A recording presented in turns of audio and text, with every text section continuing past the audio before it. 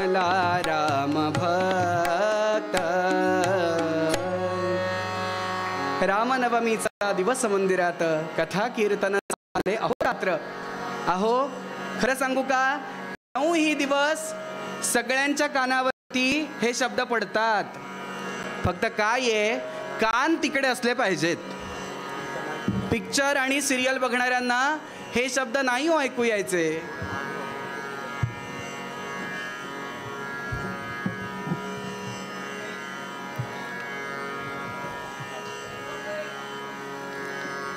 त्यामुळे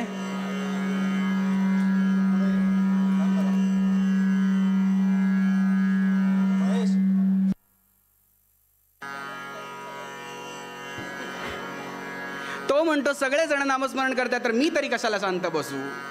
तोही सुरुवात होतो. असो, सांगायचा मुद्दा असा, साधनांमध्ये न अडकता साध्यापर्यंत जाण्याचा प्रयत्न करूया.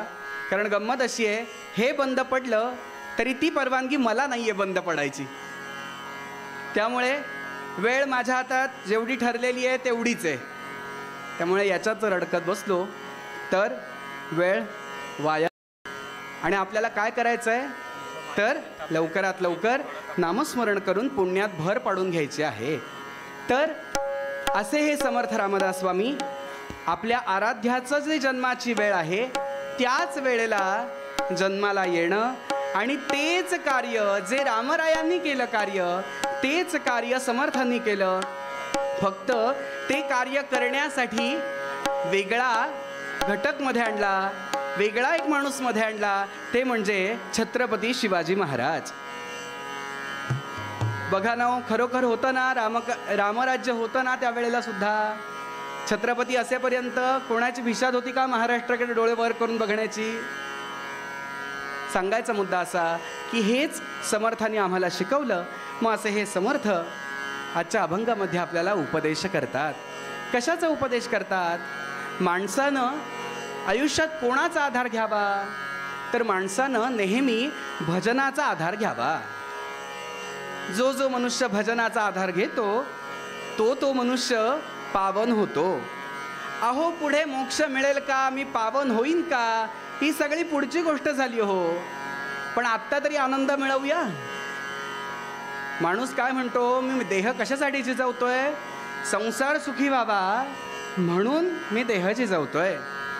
मग संत सुद्धा हेच सांगतात ना, अवघाची संसार अवघाची संसार सुखाचा करीन, अवघाची संसार अवघाची संसार सुखाचा करीन, सुखाचा करीन अवघाची संसार अवघाची संसार सुखाचा करीन, आनंदे भरीन तिन्ही लोक, आनंदे भरीन तिन्ही लोक, अवघाची संसार अवघाची संसार अवघाची संसार. मी कशासाठी आलो या जन्मात तर संसार सुखी करण्यासाठी. ज्ञानोबा तर सांगतात, पांडुरंगासमोर उभा राहिलो मी आणि पांडुरंगाला वचन दिलं की जातोय मी खाली. कशासाठी? अवघाचे संसार सुखाचा करीन. असं नाही म्हणते सुखाचा होईल का, विश्वास सुखाचा करीन.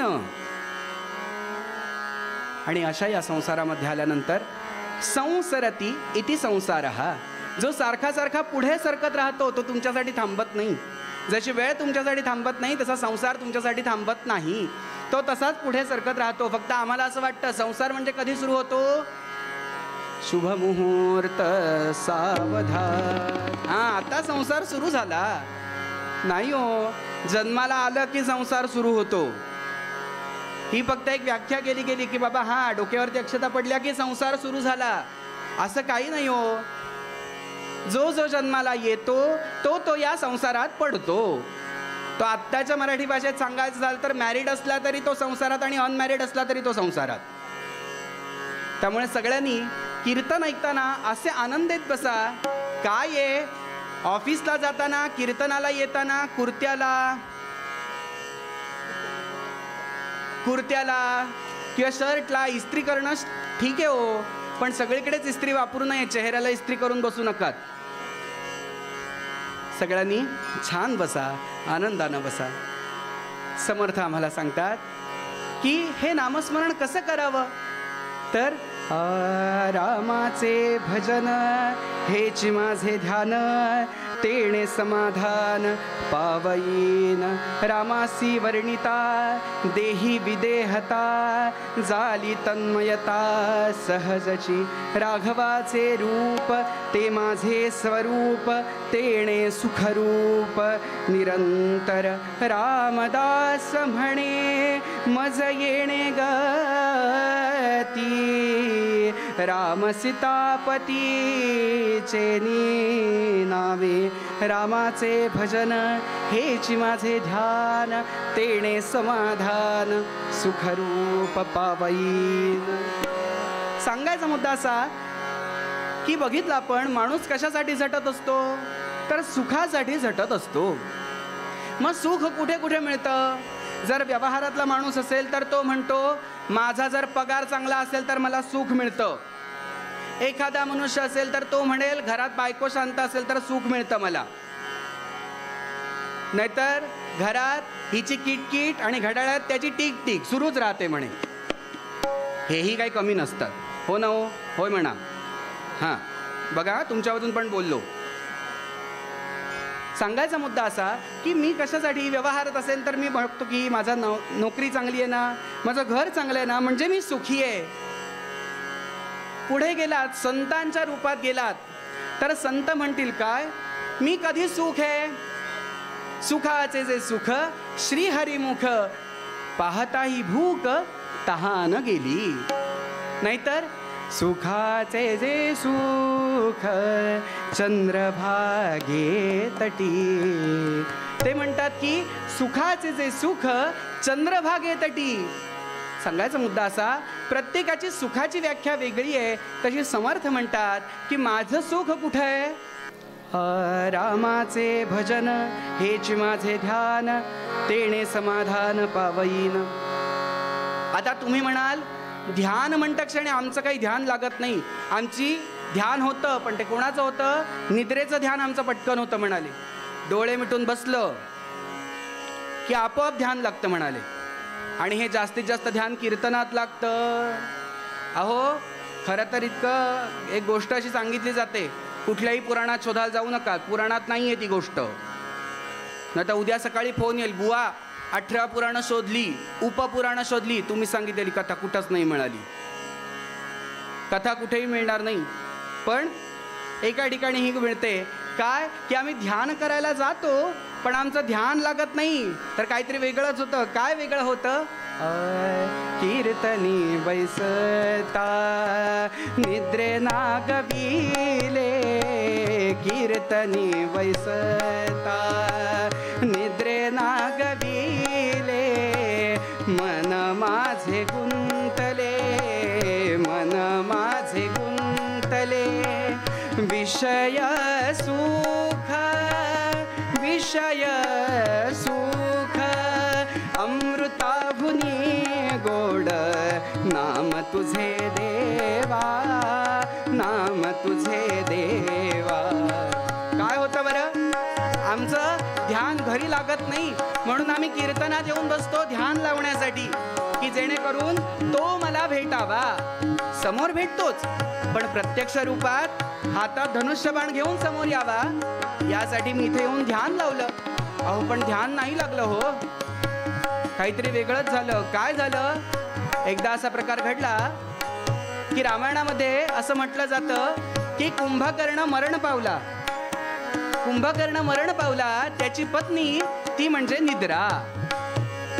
जोपर्यंत कुंभकर्ण जिवंत होता त्यामुळे तिला सुखाचं स्थान होतं. पण आता असं झालं, तो जाता क्षणी तिला प्रश्न पडला जावं कुठं. म्हणून उठली आणि ब्रह्मदेवापाशी आली आणि ब्रह्मदेवाला विचारायला लागली की महाराज अहो आमचे हे तर गेले, आता कुठं जाऊ म्हणाले मी. ब्रह्मदेव विचार करायला लागले, कुठे बरं पाठवावं हिला. ब्रह्मदेव विचार करतात, कलियुग सुरू आहे, कलियुग फार पुढे गेलंय. म्हणता क्षणी आता सिनेमा, सिरियल असं सगळं आहे. विचार करायला लागले, समजा ही सिनेमात जाऊन बसली, कोण घेईल का? फुकट सुद्धा कोण घ्यायचं नाही म्हणाले हिला. ठीक आहे म्हणाले, पुढे बघूया. सिरियल लावत लिहिली असते, जुना झाला आता, पण नाव ओळखीचं आहे, 4 दिवस सासूचे, उद्यापासून जुनेचे. इथे जाऊन बसत, छे हो, तिथेही नाही कोण घ्यायचं. मग म्हणाले कुठे, हा भावगीतांच्या कार्यक्रमात जाऊन बसवूया हिला. छे हो, तिथेही कोणी घेईना हिला. आणि सगळ्यात शेवटी ब्रह्मदेवांना उपाय सुचला. ते म्हणाले, बाई काही काळजी करू नकोस, इथं कुठेही तुला कोण फुकट पण घेणार नाही, पण अशी एक जागा आहे जिथे तुला आनंदानं लोक बोलावतील. कुठं? तू उठ आणि कीर्तनात जाऊन बस. आणि कीर्तनात जाऊन बसलीस की लोक तुला विचारायची पण गरज नाही मी येऊ का, आपोआप बोलावतील म्हणाले. कसे बोलावतील? प्रकारे बोलवण्याचे. काही जण बोलवतील डोळ्याने, खुणेने, ये. काही जण मानेनं बोलावतील, ये. काही जण साष्टांग घालतील, पण बाई ये. म्हणजे आमचं कीर्तनात ध्यान लागू शकत नाही. पण नामदेव महाराज त्याचं कारण सांगतात की माझं कीर्तनात का ध्यान लागत नाही. कीर्तनी बैसता निद्रे नागविले, कीर्तनी बैसता निद्रे नागविले, मन माझे गुंतले, मन माझे गुंतले, विषय सुख. नामदेव महाराजांना कळलंय हो, समोर येणारा श्रोता माझ्या कीर्तनात का झोपतो, विषय सुखांमध्ये दमलाय होतो. संसारात सेवा करता करता, संसाराची ओझी वाहता वाहता माझा कीर्तनातला श्रोता दमलाय हो, हे त्यांना माहिती आहे. म्हणजे संत किती प्रेमळ आहेत बघा. संत म्हणतात की लोक झोपतात, तक्रार करतात, पण लगेच त्याला सावरून घेतात. हो बिचारा विषय सुखात दमलाय म्हणून असं झालंय त्याचं. पण देवा त्याच्यावर चिडू नकोस बरं, तो तुझी भक्ती करेल. देवा एक लक्षात घे, तो येऊन बसतोय ना तुझ्याकडे, येणं का येणं प्रकारेण का होईना, तो इथे येऊन बसतोय ना. आवारात कोणाच्या आहे, नजरेत कोणाच्या आहे, टप्प्यात कोणाच्या आहे, तुझ्या टप्प्यात आहे. त्याचा उद्धार झाला पाहिजे. कीर्तनी बैसता निद्रे नागविले, मन माझे गुंतले, विषय सुख, विषय सुख, अमृताहुनी गोड नाम तुझे देवा, नाम तुझे देवा, अमृताहुनी गोड नाम तुझे देवा, नाम तुझे देवा. म्हणजे मुळात सांगायचा मुद्दा असा, सांगायचा मुद्दा असा की माझं ध्यान कधी होईल, ज्या वेळेला रामाचे भजन हे जे माझे ध्यान. ध्यान कधी लागतं हो, ज्या वेळेला मी त्याचं भजन करेन, त्याचं मी नामस्मरण करेन, त्याच वेळेला मला त्याचं ध्यान लागेल ना. एखादा अनोळखी व्यक्ती आपल्या समोर आम्ही उभा केला, 5 मिनिटं समोर ठेवलं त्याला आणि बाजूला केला आणि म्हणाले ध्यानात बघा याला, शक्य आहे का हो? नाही ना. त्या परमेश्वराचा, त्या रूपाचा संस्कार माझ्यावरती व्हावा लागतो. ज्या वेळेला तो संस्कार होईल त्यावेळेला त्याचं ध्यान लागेल ना. म्हणजे पहिली गोष्ट अशी आहे की मला गाता आलं पाहिजे, कसंही असू देत. सध्याच्या काळात लोकांना लाज वाटते, आरती म्हणताना सुद्धा मनातल्या मनात आरती म्हणतात. अहो आरती कशासाठी आहे? आरती ही त्याच्या चरणी रत होण्यासाठी आरती केली जाते हो. मग असं रत होता येईल का? प्रकट भजन असलं पाहिजे ना. आणि त्याचबरोबर विनंती आहे माझी, ती आरती म्हणताना शुद्ध म्हणावी हो, शुद्ध म्हणावी. हे महत्वाचं आहे. आपल्याला सगळ्यांना ती उदाहरणं माहिती आहेत. ती वेगळी सांगण्याची गरज नाही. त्यामुळे नेमकी आरती मी म्हणत आहे ती आरती तशीच आहे का हे बघणं गरजेचं आहे. सांगायचा मुद्दा असा, मी ज्या वेळेला त्याचं गायन करेन त्याच वेळेला माझं त्याचं ध्यान होईल. मग ते नामस्मरण कसं करायचं आहे मला, ते नामस्मरण माझं कसं असलं पाहिजे. नाथ महाराज सांगतात, आवडीने भावे हरिनाम घेसी, तुझी चिंता त्यासी सर्व आहे. त्यानं जर माझी चिंता करावी असं जर वाटत असेल ना, तर त्याचं नामस्मरण मी करणं गरजेचं आहे. कसं आहे, आधी द्या मग घ्या हो. त्यामुळे आधी काहीतरी दिलं पाहिजे ना, काहीतरी देणं गरजेचं आहे. आणि त्याप्रमाणे मात्र त्याला काय द्यायचं आहे, तर त्याला माझी भजन सेवा अर्पण करायची आहे. एकदा का माझी भजन सेवा त्याच्या चरणी अर्पण झाली की मग काय होईल, तेणे समाधान पावईन. काय होईल बरं, की मला समाधानाची प्राप्ती होईल, मी समाधानी होईन असा अर्थ आहे. पुढे जर बघितलात, रामासी वर्णिता देही विदेहता, झाली तन्मयता सहजची. तन्मयता होणं म्हणजे काय हो, तो आणि मी वेगळा नसणं याचा भाव निर्माण होणं मनामध्ये म्हणजे तन्मयता आहे. म्हणजे काय, त्याच्यामध्ये तल्लीन होणं. आत्ताच्या मराठी भाषेत सांगायचं झालं तर एनग्रॉस्ड. त्याच्यामध्ये मी तल्लीन होणं, रत होणं त्याच्यामध्ये, हे फार गरजेचं आहे. मग एकदा का त्याच्यात रत झालो की मग काय होतं, माझ्या देहाचा विसर पडतो हो. मला मी कुठे आहे, काय करतो हेही मला कळत नाही. एकदा पाटील बुवा, देहू गावची गोष्ट आहे, पाटील बुवा रस्त्यानं चाललेले होते आणि अचानक रामकृष्ण हरी गोविंद, रामकृष्ण हरी गोविंद, रामकृष्ण हरी गोविंद. ते विचार करतात, बाबा रे या रस्त्यावरती हे नाव कोण घेत आहे. कारण तो जो रस्ता होता तो प्रातर्विधीकडे जाणारा रस्ता होता.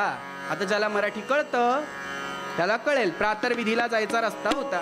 तो विचार करतो पाटील की बाबा कोण इथे नामस्मरण करतंय, इथे नामस्मरण करण्याची कोणाची विषाद झाली. आणि म्हणून पाटील बुवा जरा पुढे जाऊन थांबले. तो मागून आले, कोण, जयाची वदे पूर्ण वेदांत वाणी, म्हणावे कसे होत याला वाणी. परब्रह्मरूपी असा जो तुकावा, तयाचे तुकी कोण दुजा तुकावा.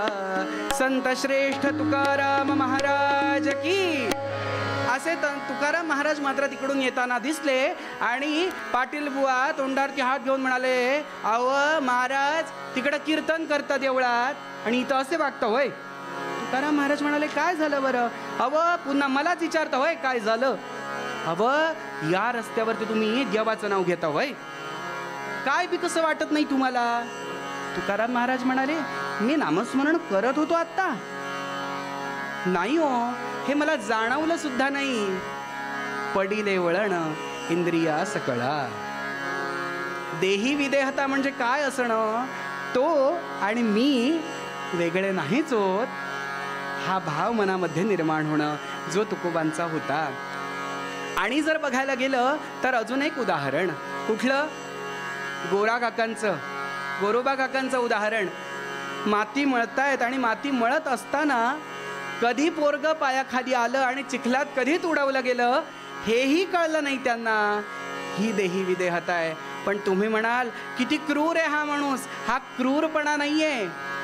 हे आमच्यासाठी उदाहरण ठेवलं की काहीही संकट आलं, कितीही तुम्हाला कर्जबाजारी झालात, काहीही झालं तरी तो आहे, मी करता ऐसे म्हणसी तेणे तू कष्टी होसी. जर मी असं म्हणत राहिलो की हां हे सगळं मी केलं, मी उभा राहून कीर्तन केलं, मी हे म्हणतील मी तबला वाजवला, हे म्हणतील मी हार्मोनियम वाजवली आणि झांज वाजते कुठून तरी, ते म्हणतील मी झांज वाजवली, नाही हो, हे सगळं तो करतो. मी करता ऐसे म्हणसी तेणे तू कष्टी होसी. पण राम करता ऐसे म्हणसी सर्व सुख पावसी. पण आयुष्यात जर आम्ही म्हटलं की राम करतो, माझ्या आयुष्यात जे जे काही होतं ना ते त्याच्या कृपेनं होतं. मी तुम्हाला खरं सांगू का, विद्यार्थ्यांसाठी फार महत्त्वाची गोष्ट आहे. आम्हाला विद्यार्थ्यांनी हे लक्षात घेण्यासारखं आहे की काय होतं, आम्हाला परीक्षा जवळ आली की आम्ही डिप्रेशनमध्ये जातो. आम्हाला कळत नाही, आम्हाला अभ्यास सुचत नाही. केलेला असतो अभ्यास, सगळं येत असतं, पण आम्हाला टेन्शन येतं त्याचं. पण जर पहिल्यापासून जर आम्ही हाच भाव ठेवला की मी आत्ता जॉमेट्रीचा अभ्यास करतो ना, मी भूमितीचा अभ्यास करतोय, नाही तुम्ही त्याच्या कृपेनं करतोय, त्याच्या कृपेनं माझ्या हातात पुस्तक आलंय, त्याच्या कृपेनं मला शिक्षक मिळालेत, हे जर सगळं त्याच्या कृपेनं म्हटलं ना, तर शेवटच्या क्षणी एकदा त्याला हाक मारा, हो तो असेल तिथून येईल तुमच्यासाठी. हा विश्वास आहे त्याच्यावरचा. म्हणून तुका समर्थ सांगता, रामासी वर्णिता देही विदेहता झाली तन्मयता सहजची. राघवाचे रूप ते माझे स्वरूप, तेणे सुखरूप निरंतर. पुढच्या चरणामध्ये समर्थ काय सांगतात की राघवाचे रूप ते माझे स्वरूप, तो आणि मी वेगळे नाहीच होत.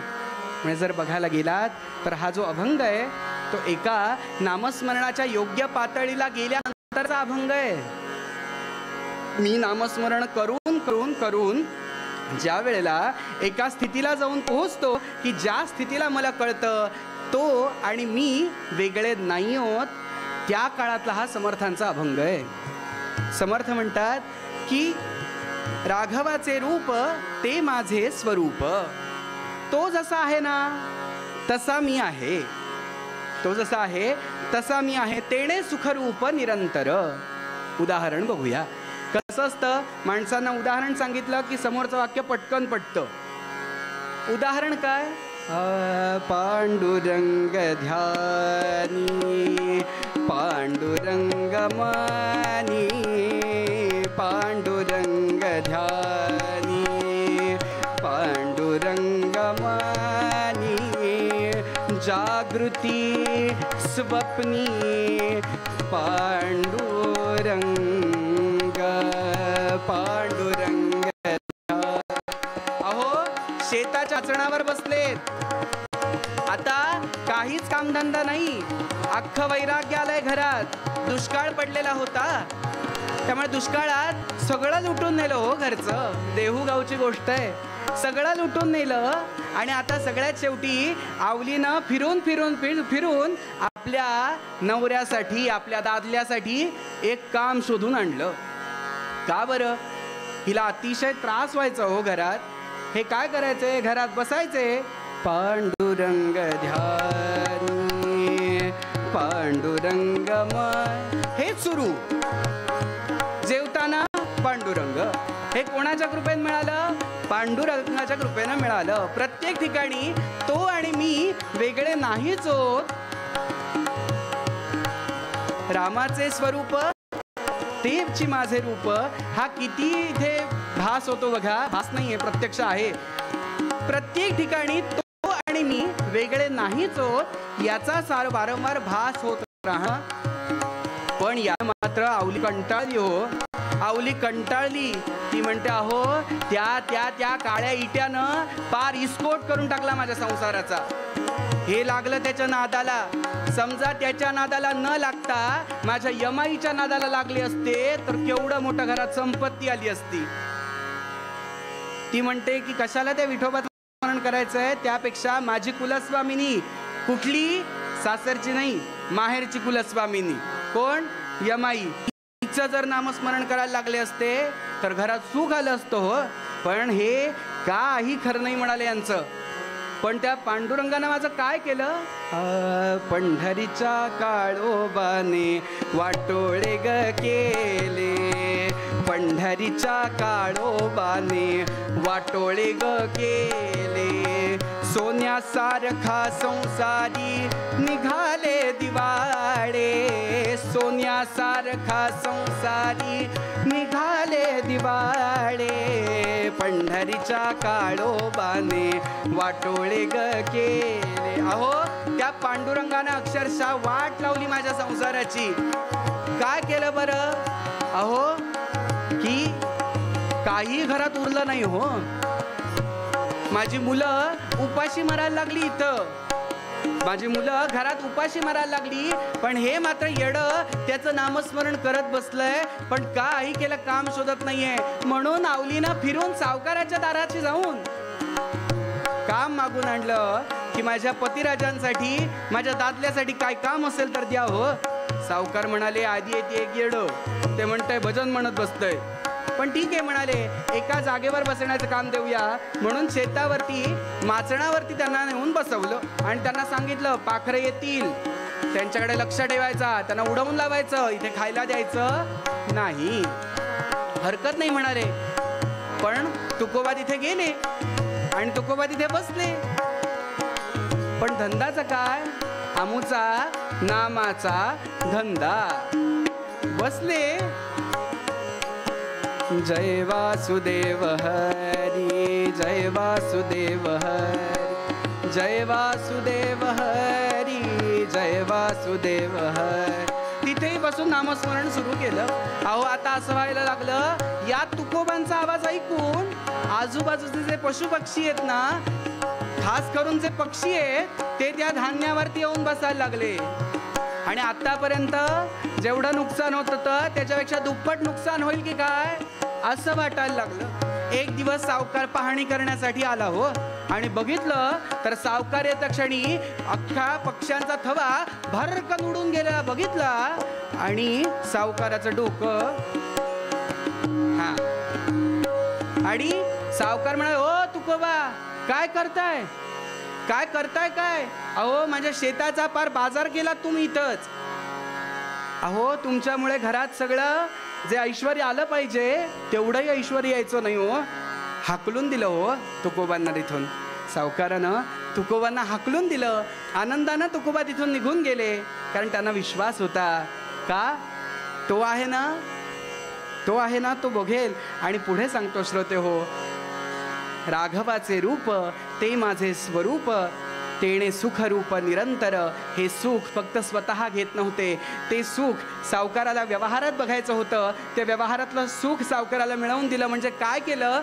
अहो दरवर्षी जेवढा धान्याचा साठा पडत होता घरात त्याच्या दुप्पट साठा तुकोबा इथे येऊन बसल्यामुळे वाढवला गेला. की नामस्मरणाचा फायदा होता की ते पक्षी जे आहेत ते कोण आहेत? तोही माझा पांडुरंगाच आहे ना. हा भाव होता मनातला, आणि तो भाव दृढ झाल्यामुळे जेवढा आधी मिळत होतं त्याच्या दुप्पट सावकाराला मिळालं. आणि सावकाराला ज्या वेळेला मिळालं त्यावेळेला सावकारानं करावं काय? सावकार सुद्धा चांगला होता तसा, त्यालाही आनंद झाला. मुळात म्हणजे काय, पुढच्या बारीला सुद्धा परत तुकोबांना इथं आणून बसवलं की पुढच्या वेळेला सुद्धा भरपूर धान्य मिळेल या हेतूनं त्याने 4 पोती धान्य तुकोबांच्या घरी पाठवून दिलं. तुकोबांच्या घरी पाठवून दिलं. आवलीला आनंद झाला. एवढा आयतं आपल्या घरात 4 पोती धान्य आलं म्हणता क्षणी आवलीला इतका आनंद झाला, अरे वा, माझ्या यमाईची कृपा झाली आणि म्हणून घरात धान्य आलं. नाहीतर त्या काळ्या इट्याचं नाव घेऊन काय होतंय? काही बी होत नाही म्हणाले. आणि असं म्हणून सुद्धा तुकोबा आले. जय वासुदेव हरी, जय वासुदेव हरी. आणि असं नामस्मरण करत करत करत तुकोबा आलेत. आणि तुकोबांनी बघितलं ते 4 पोती धान्य आपल्या घरात उतरवलं जातंय म्हणता क्षणी तुकोबा लगेच पुढे आले. तुकोबा पुढे आले आणि तुकोबांनी हात जोडले आणि त्या गाडीवाल्याला सांगितलं, बाबा रे, हे माझं नाही बरं, हे जे धान्य तू माझ्या घरात उतरवतोयस हे माझं नाही, हे सगळं त्या पांडुरंगाचं आहे. त्या पांडुरंगाच्या कृपेनं सावकारांना मिळालंय, तू त्यांच्याकडे नेऊन सोड. आणि म्हणून आवलीची चिडचिड झाली प्रचंड. याच्यावरती आलेलं धान्य परत तुकोबांनी मागे पाठवून दिलं. आणि ते पुन्हा मागे सावकाराकडे पाठवल्यानंतर सांगायचा मुद्दा असा की राघवाचे रूप ते माझे स्वरूप, तेणे सुखरूप निरंतर. आणि शेवटच्या चरणामध्ये समर्थ रामदास स्वामी आपल्याला सांगतात की रामदास म्हणे, मज येणे गती राम सीतापतीचेनी गुणे. कोणामुळे आलं बरं हे सुख? मला कोणामुळे प्राप्त झालं हे सुख? मला त्या राघवाचं नामस्मरण केल्यामुळे हे सुख माझ्या पदरी आलं. श्रोते हो, सांगायचा मुद्दा असा आहे की इथे आम्ही प्रपंचातलं मन कसं बरं काढावं, नामस्मरणाकडे प्रपंचातलं मन कसं लावावं? गोंदवलेकर महाराजांचं एक वाक्य सांगू. गोंदवलेकर महाराज म्हणतात की आपल्या व्यवहारातलं मन नामाकडे कसं वळवावं, अगदी सोपं आहे म्हणाले. अगदी सोपं आहे. कसं सोपं आहे म्हणाले, काही काही शर्ट असतात बघा आपले, किंवा काही काही कुर्ते असतात, त्यांना 2 खिसे असतात 2 बाजूला, बरोबर. गोंदवलेकर महाराज सांगतात संसारातलं मन काढून परमार्थात कसं ठेवायचं, तर एका खिशातली नोट जशी आम्ही फिरवून दुसऱ्या खिशात ठेवतो, तसं माझं मन व्यवहारातून परमार्थात आलं पाहिजे. हे कधी होईल? हे सहज शक्य आहे का? नाही. यासाठी मला साधना करावी लागेल. ती साधना कुठली आहे तेही महाराज सांगतात. नाम सदा बोलावे,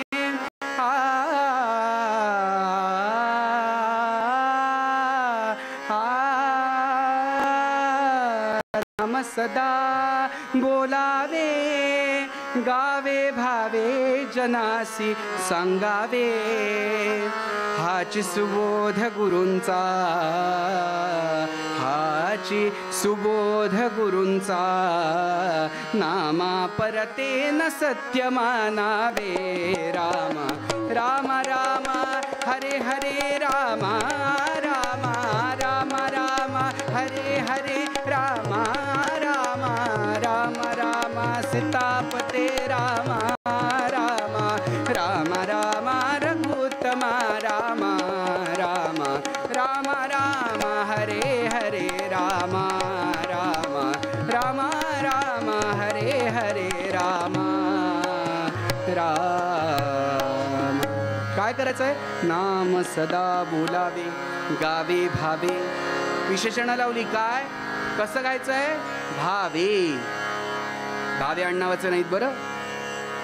भावे म्हणजे प्रेमाने. नाम सदा बोलावे, गावे भावे जनासी सांगावे. बाबा रे, एकटा नामस्मरण करू नकोस.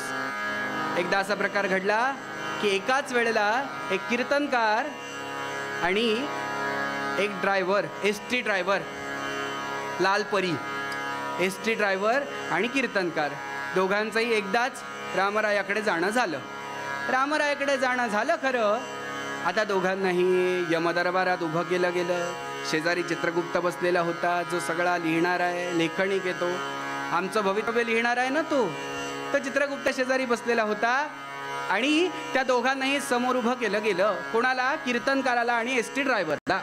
दोघांनाही समोर उभं केलं गेल्यानंतर आता न्याय निवाडा होणार होता. कोणाला स्वर्गात पाठवायचं आणि कोणाला नरकात पाठवायचं ते. आणि दोघांकडे एकच ऑप्शन होता, एकतर स्वर्ग नाही तर एकतर नरक, काहीतरी एकच.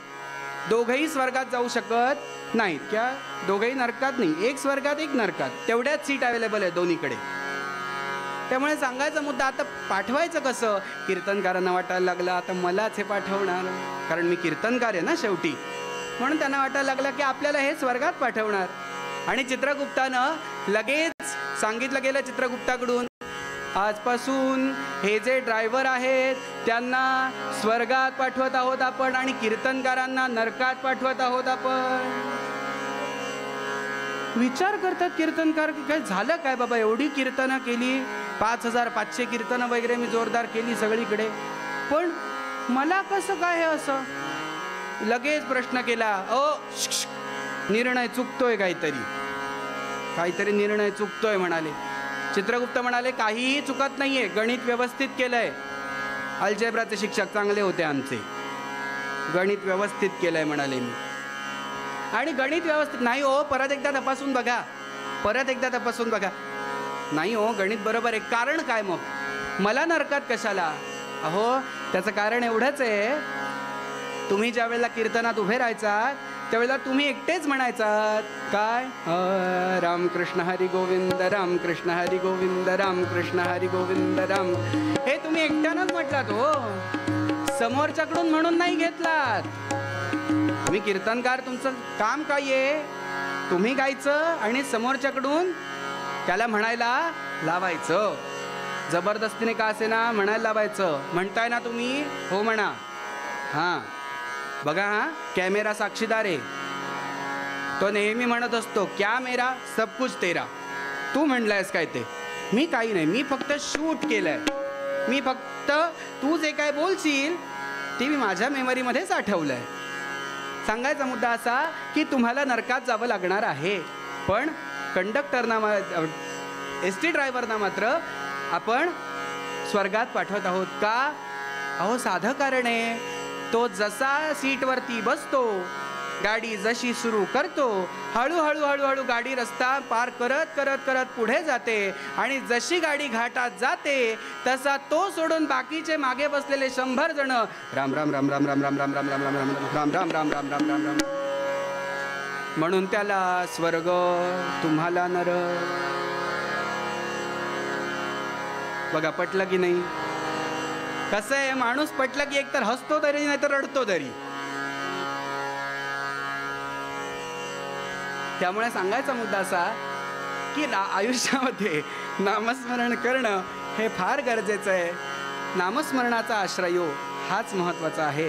कारण काय आहे, बाकी सगळ्या भक्ती करणं थोडं कठीण आहे. मला पूजन करायचं झालं, मला अर्चना भक्ती करायची झाली तर माझ्याकडे काहीतरी साधनं पाहिजेत ना अर्चना करण्यासाठी. म्हणजे प्रत्येक ठिकाणी मला साधनाची आवश्यकता आहे. पण नामस्मरणामध्ये असं काहीही लागत नाही. नामस्मरणासाठी कुठली वेळ ठरलेली आहे का? नाही. हो असं लोकांचं असतं बरं. नाही, आता म्हणाले मी 1 तास नामस्मरणाला बसणार आहे, कुणी बोलायचं नाही. आणि हल्लीच्या काळात तर फार गंमत आहे. एका ठिकाणी कीर्तनाला गेलेलो, त्यांनी मला बोलवलं नाश्त्यासाठी सकाळी. मी नाश्त्याला जायला आणि त्यांच्या घरातले मिस्टर पूजेला बसायला एक वेळ झाली. आणि आता कसं डायनिंग टेबल सुद्धा तिथेच, तो बिचारा देव सुद्धा त्या गॅसच्या खाली. पूर्वीच्या काळात लोक आधी देवघराची जागा ठरवायचे, मग किचन. आता नाही, किचनच्या खालीच. म्हणजे कसं येता जाता त्याच्यावरती लक्ष राहील ना, काय करतो काय नाही ते. आणि बघा ना, तिथे सुद्धा वचक कोणाचा आहे? हां, तोही बरोबर शांत राहतो, बिचारा तो तरी काय करणार. असो, तो मुद्दा नाही. सांगायचा मुद्दा असा की मी तिथे गेलो मात्र त्यांनी मला बसवलं. ज्यांनी मला बोलवलेलं होतं नाश्त्यासाठी तर त्यांचा भाऊ होता आणि जो दुसरा भाऊ होता तो पूजेला बसलेला होता. त्याची बायको जे नाश्ता बनत होती, तिने नाश्ता बनवला, छान वाढला आणि माझ्या समोर केला आणि ती माझ्याबरोबर गप्पा मारायला लागली. तो तिकडे अथर्व शीर्ष म्हणत होता. सुरुवातीला अगदी छान, हरिः ओम नमस्ते गणपतये त्वमेव प्रत्यक्षं तत्त्वमसि. आणि यांनी काय केलं बरोबर, त्यांना माझ्याबरोबर बोलायचं होतं काहीतरी. कुठून आलात, काय आलात अशी माझी चौकशी करायची होती. पण तिने काय केलं, नाश्ता वाढला आणि तिकडे दूध तापायला ठेवलं. जसं तिकडे दूध तापायला ठेवलं, जसं दूध गरम व्हायला लागलं तसा हाही गरम व्हायला लागला. आधी बघा दूध थंड होतं, नमस्ते गणपतये त्वमेव प्रत्यक्षम, अगदी छान, अगदी म्हणजे गणपतीला असं वाटतं आहा हाच हो माझा भक्त, दुसरा कुणीच नाही. असं नामस्मरण सुरू आहे. हळूहळू तिकडे दूध तापायला जसं लागलं आणि आता जसं त्याने आपला काठ ओलांडला आणि वरती जशी साय दिसायला लागली, ही इकडे माझ्याबरोबर काहीतरी कीर्तनातले विषय बोलण्यात, अध्यात्मातले विषय बोलण्यात गर्क. त्वमेव प्रत्यक्षम तत्त्वमसि त्वमेव केवलम कर्तासि. मला कळे ना ह्याचं काय झालं अचानक. आतापर्यंत तर बरा म्हणत होता. आणि ती पटकन म्हणाली हा आले. तो लगेच खाली आला. हो, त्याला कळलं. मी म्हटलं अहो काय झालं काय त्यांना अचानक, मी आलो म्हणून राग बीग आला की नाही. हो बुवा, काहीतरीच काय, गॅसवरती ठेवलेलं दूध उतू जाणार असतं म्हणून त्यांचा जीव वर खाली व्हायला लागला. विकत ते आणतात ना. अशी भक्ती पाहिजे का आमची? नाही ना. हो, माझी भक्ती कशी पाहिजे, त्याच्यावरती माझं प्रेम पाहिजे. नारदांचं एक भक्तिसूत्र जे आहे त्या भक्तिसूत्रामध्ये ते एक भक्तिसूत्र सांगतात, मी भगवंतावरती कसं प्रेम करावं. मी भगवंतावरती यथा व्रज गोपिकाना, त्या गोकुळातल्या वृंदावनातल्या गोपिकाने जसं कृष्णावरती प्रेम केलं ना तसं मी प्रेम केलं पाहिजे भगवंतावरती. अहो प्रेम इतकं होतं की समजा कृष्णाचा आवाज एवढा मोठा होता, तो एकदा करडायला लागला की अख्ख्या गोकुळभर आरामात पसरायचं. हो, हा रडला की शेजारचिणीला कळायचं, ती तिच्या शेजारचिणी अहो कृष्ण रडला चला. अख्खं म्हणता म्हणता हा रडायचा थांबेपर्यंत अख्खं गोकुळ जमा व्हायचं. हो, तिथे सांगायचा मुद्दा असा की रमासी वर्णिता देही विदेहता, हा खरा भाव आहे की तो रडतो नाही मला सहन होत, पण तो हसतो ना, तो मला आनंद देतो. त्याच्यावरती माझं सगळं असलं पाहिजे. यासाठी एक उत्तम उदाहरण सांगतो आणि चरित्रभाग थांबवतो, पूर्वरंग थांबवतो. सांगायचा मुद्दा असा, ज्या वेळेला गोंदवलेकर महाराज काशी यात्रेसाठी ज्या वेळेला निघाले, आत्ताचं जे थोरलं राम मंदिर, त्या थोरल्या राम मंदिरामध्ये रामराय उभा होता. रामरायाला सांगितलं की रामराया येतो, बरं येतो. आणि असं म्हणून जसं गोंदवलेकर महाराज निघाले, तो पुजारी जो ठेवलेला होता, तो पुजारी तिथे रामाचं काहीतरी काम करत होता. गोंदवलेकर महाराजांना निरोप दिला. पुजारी आतमध्ये आले आणि काहीतरी काम करायला लागले. आणि अचानक रामरायाच्या चेहऱ्याकडे लक्ष गेलं मात्र, आणि डोळ्यातून पाणी आलेलं दिसलं रामरायाच्या. म्हणाले आंघोळीच्या वेळेला राहिलं असेल पाणी चुकून चेहऱ्यावरती, आत नुकतीच पूजा झालेली होती म्हणून मऊ कपड्यानं डोळ्यातलं पाणी बाजूला केलं, पूर्ण चेहरा स्वच्छ केला. पण तरीही डोळ्यातली पाण्याची धार काही केला थांबेना. आणि त्याला कळलं की काहीतरी बिनसलंय रामाचं काहीतरी चुकलंय रामाकडे. काहीतरी काय बरं चुकलं असेल? आता हे कोण सांगू शकतं? दुसरं कोणीच सांगू शकत नाही. पण मागून एक भक्त होता ना, तो पटकन बोलून गेला, अहो एवढंही लक्षात नाही का येत, महाराज काशीला निघाले ना, म्हणून तो रडतोय. श्रोतेहो, मी तुम्हाला खरं सांगू का, राम मला आवडतो यात काही मोठेपण नाहीये. त्याला मी आवडतो का, यात खरा मोठेपणा आहे. आणि जसं महाराजांना जाऊन थांबवलं वेशीवरती की महाराज जाऊ नका, तो रामराय रडायला लागला. एवढं ऐकलं मात्र महाराज तातडीनं बैलगाडीतून उतरले आणि तसेच धावत आले हो. आणि रामरायासमोर उभे राहिले. आणि रामराय म्हणतात, अरे देवा, कसा रे वेडा तू, एकटा मी एवढासा यकिंचित कोणतरी तुझा भक्त निघून गेलो म्हणून रडायला लागलास होय? कसं रे व्हायचं तुझं देवा? आता काय करू बरं, काशी यात्रेला जाऊ की नको? आता न सांगताच उत्तर कळलेलं होतं, जाऊ नको. आता यापुढे तू गोंदवलं सोडून काही केलं तरी जायचं नाही, असा रामरायाचा आदेश झाला. आणि तसा आदेश झाल्यानंतर मात्र जसे गोंदवलेकर महाराज तिथे थांबले, तसं डोळ्यातलं पाणी थांबलं. महाराज आपल्या उपरणानं त्याचे डोळे पुसतात रामाचे आणि रामाला सांगतात, रडू नकोस रे, रडू नकोस. म्हणून सांगतो श्रोते हो, हा भक्तिभाव आमच्या हिंदू धर्मामध्ये कधीपासून रुजवला गेला? अगदी लहानपणीची अंगाई आठवा. अंगाई आत्ताची आहे पण भाव जुना आहे. राम राम राम राम जप करी सदा, शंभो राम नाम घेई तेणे दाह शांत होई, विभीषण मैत्री सठाई खंडना कदा. राम राम राम राम जप करी सदा. लहानपणापासून आमच्यावरती हे संस्कार झालेत. प्रभाते मनी राम चिंतित जावा, म्हणा पुढे वैखरी राम आधी. एक मिनिट, लोक इथे चुकीचं म्हणतात, राम आधी द चरिते ध म्हणतात. तसं नाहीये, मनातल्या मनात म्हणून बघा, अर्थ बदलतो. प्रभाते मनी राम चिंतित जावा, पुढे वैखरी राम आधी वदावा. सदाचार हा थोर सांडून येतो, जनितो चितो मानवी धन्य हो. सांगायचा मुद्दा असा, एवढे जर लहानपणापासून आमच्यावरती संस्कार असतील तर तेच संस्कार आम्हाला पुढच्या पिढीपर्यंत पोहोचवणं ही आपली जबाबदारी आहे. आणि आता जे आपलं राम मंदिर नाही हो, ते राष्ट्रमंदिर उभं राहिलं आहे.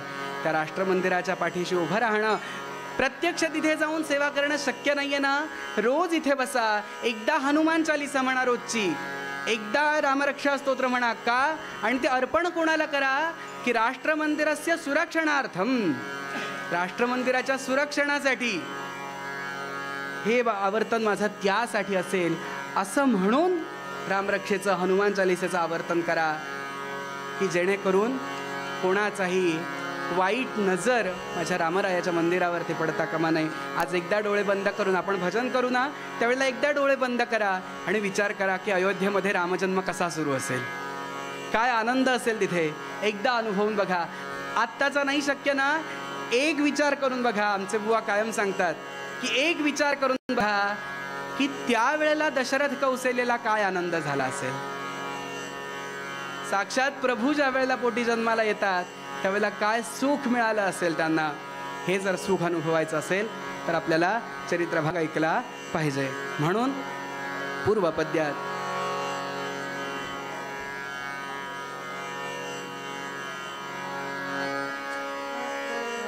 म्हणजे सांगायचा मुद्दा असा, ते जर सुख आम्हाला अनुभवायचं असेल तर आपल्याला उत्तरंग ऐकला पाहिजे. या उत्तरंगात हार आणि बुक्का.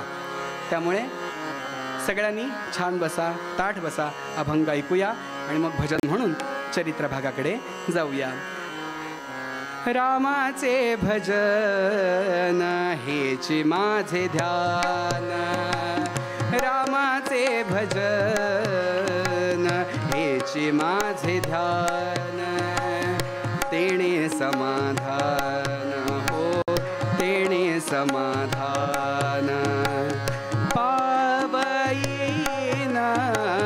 रामाचे भजन हेची माझे ध्यान.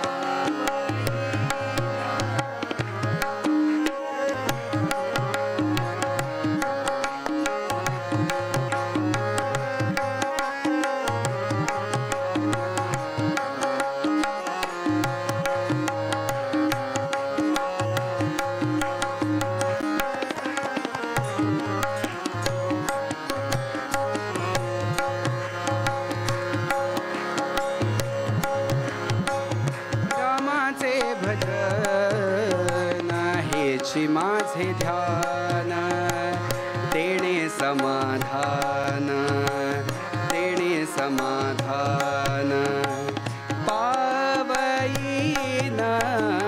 रामाचे भजन. श्रोते हो, ही चाल ऐकल्यानंतर तुम्हाला वाटलं असेल ना बुवा माणसात आला. कारण कानाला ही आहे ना हो सवय.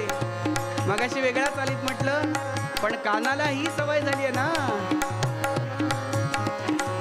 हेची माझे ध्यान हो हेची माझे ध्यान हो हेची माझे ध्यान.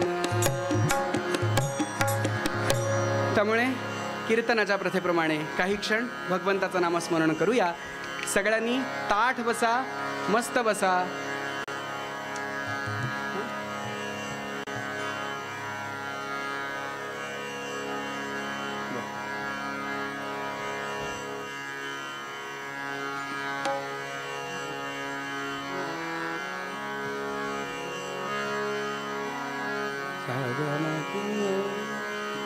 सांगायचा मुद्दा असा की भगवंताचं नामस्मरण करूया, पण त्याआधी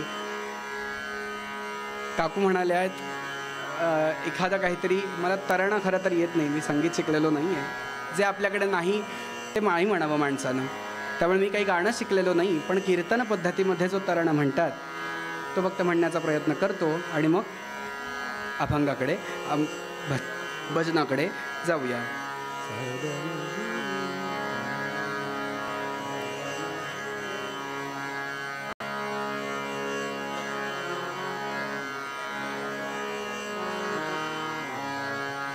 अधरी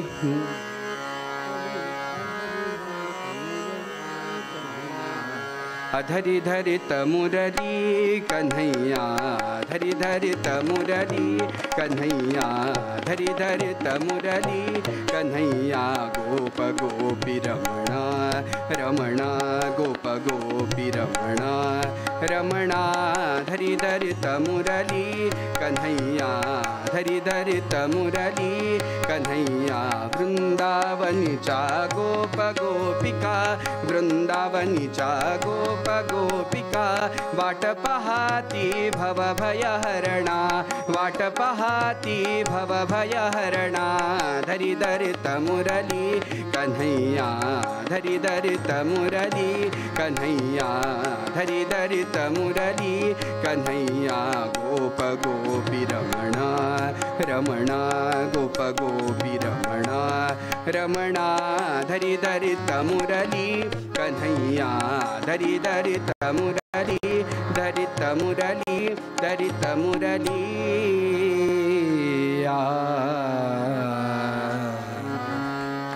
सगळ्यांनी ताठ बसा, मस्त बसा, काही क्षण भगवंताचं नामस्मरण करूया आणि मग चरित्र भागाकडे जाऊया. श्रीराम जय राम जय जय राम श्रीराम जय राम जय जय राम श्रीराम जय राम जय जय राम श्रीराम जय राम जय जय राम. बोला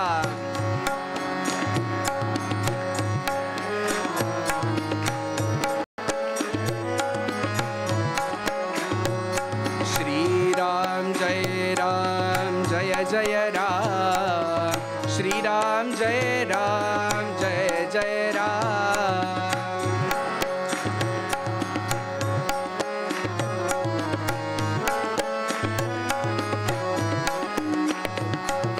श्रीराम जय राम जय जय राम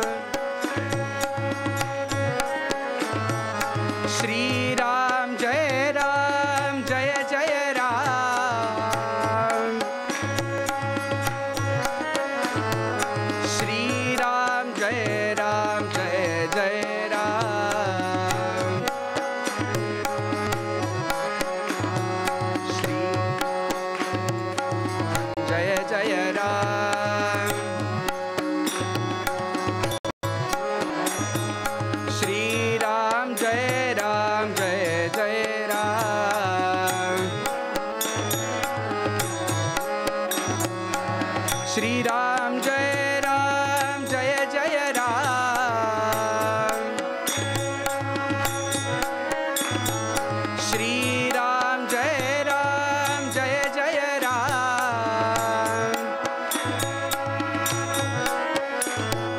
श्रीराम जय राम जय जय राम श्रीराम जय राम जय जय राम श्रीराम जय राम जय जय राम श्रीराम जय राम जय जय राम श्रीराम जय राम जय जय राम श्रीराम जय राम जय जय राम श्रीराम जय राम जय जय राम श्रीराम जय राम जय जय राम श्रीराम जय राम जय जय राम श्रीराम जय राम जय जय राम श्रीराम जय राम जय जय राम श्रीराम जय राम जय जय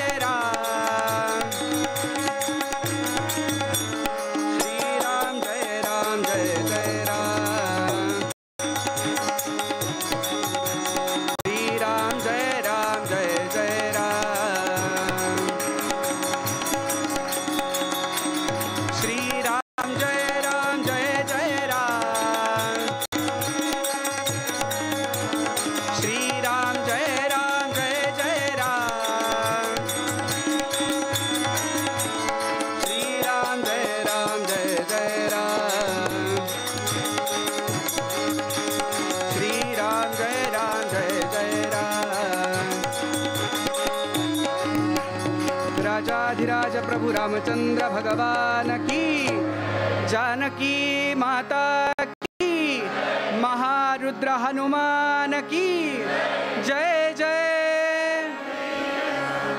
जय जय जय जय सद्गुरुनाथ।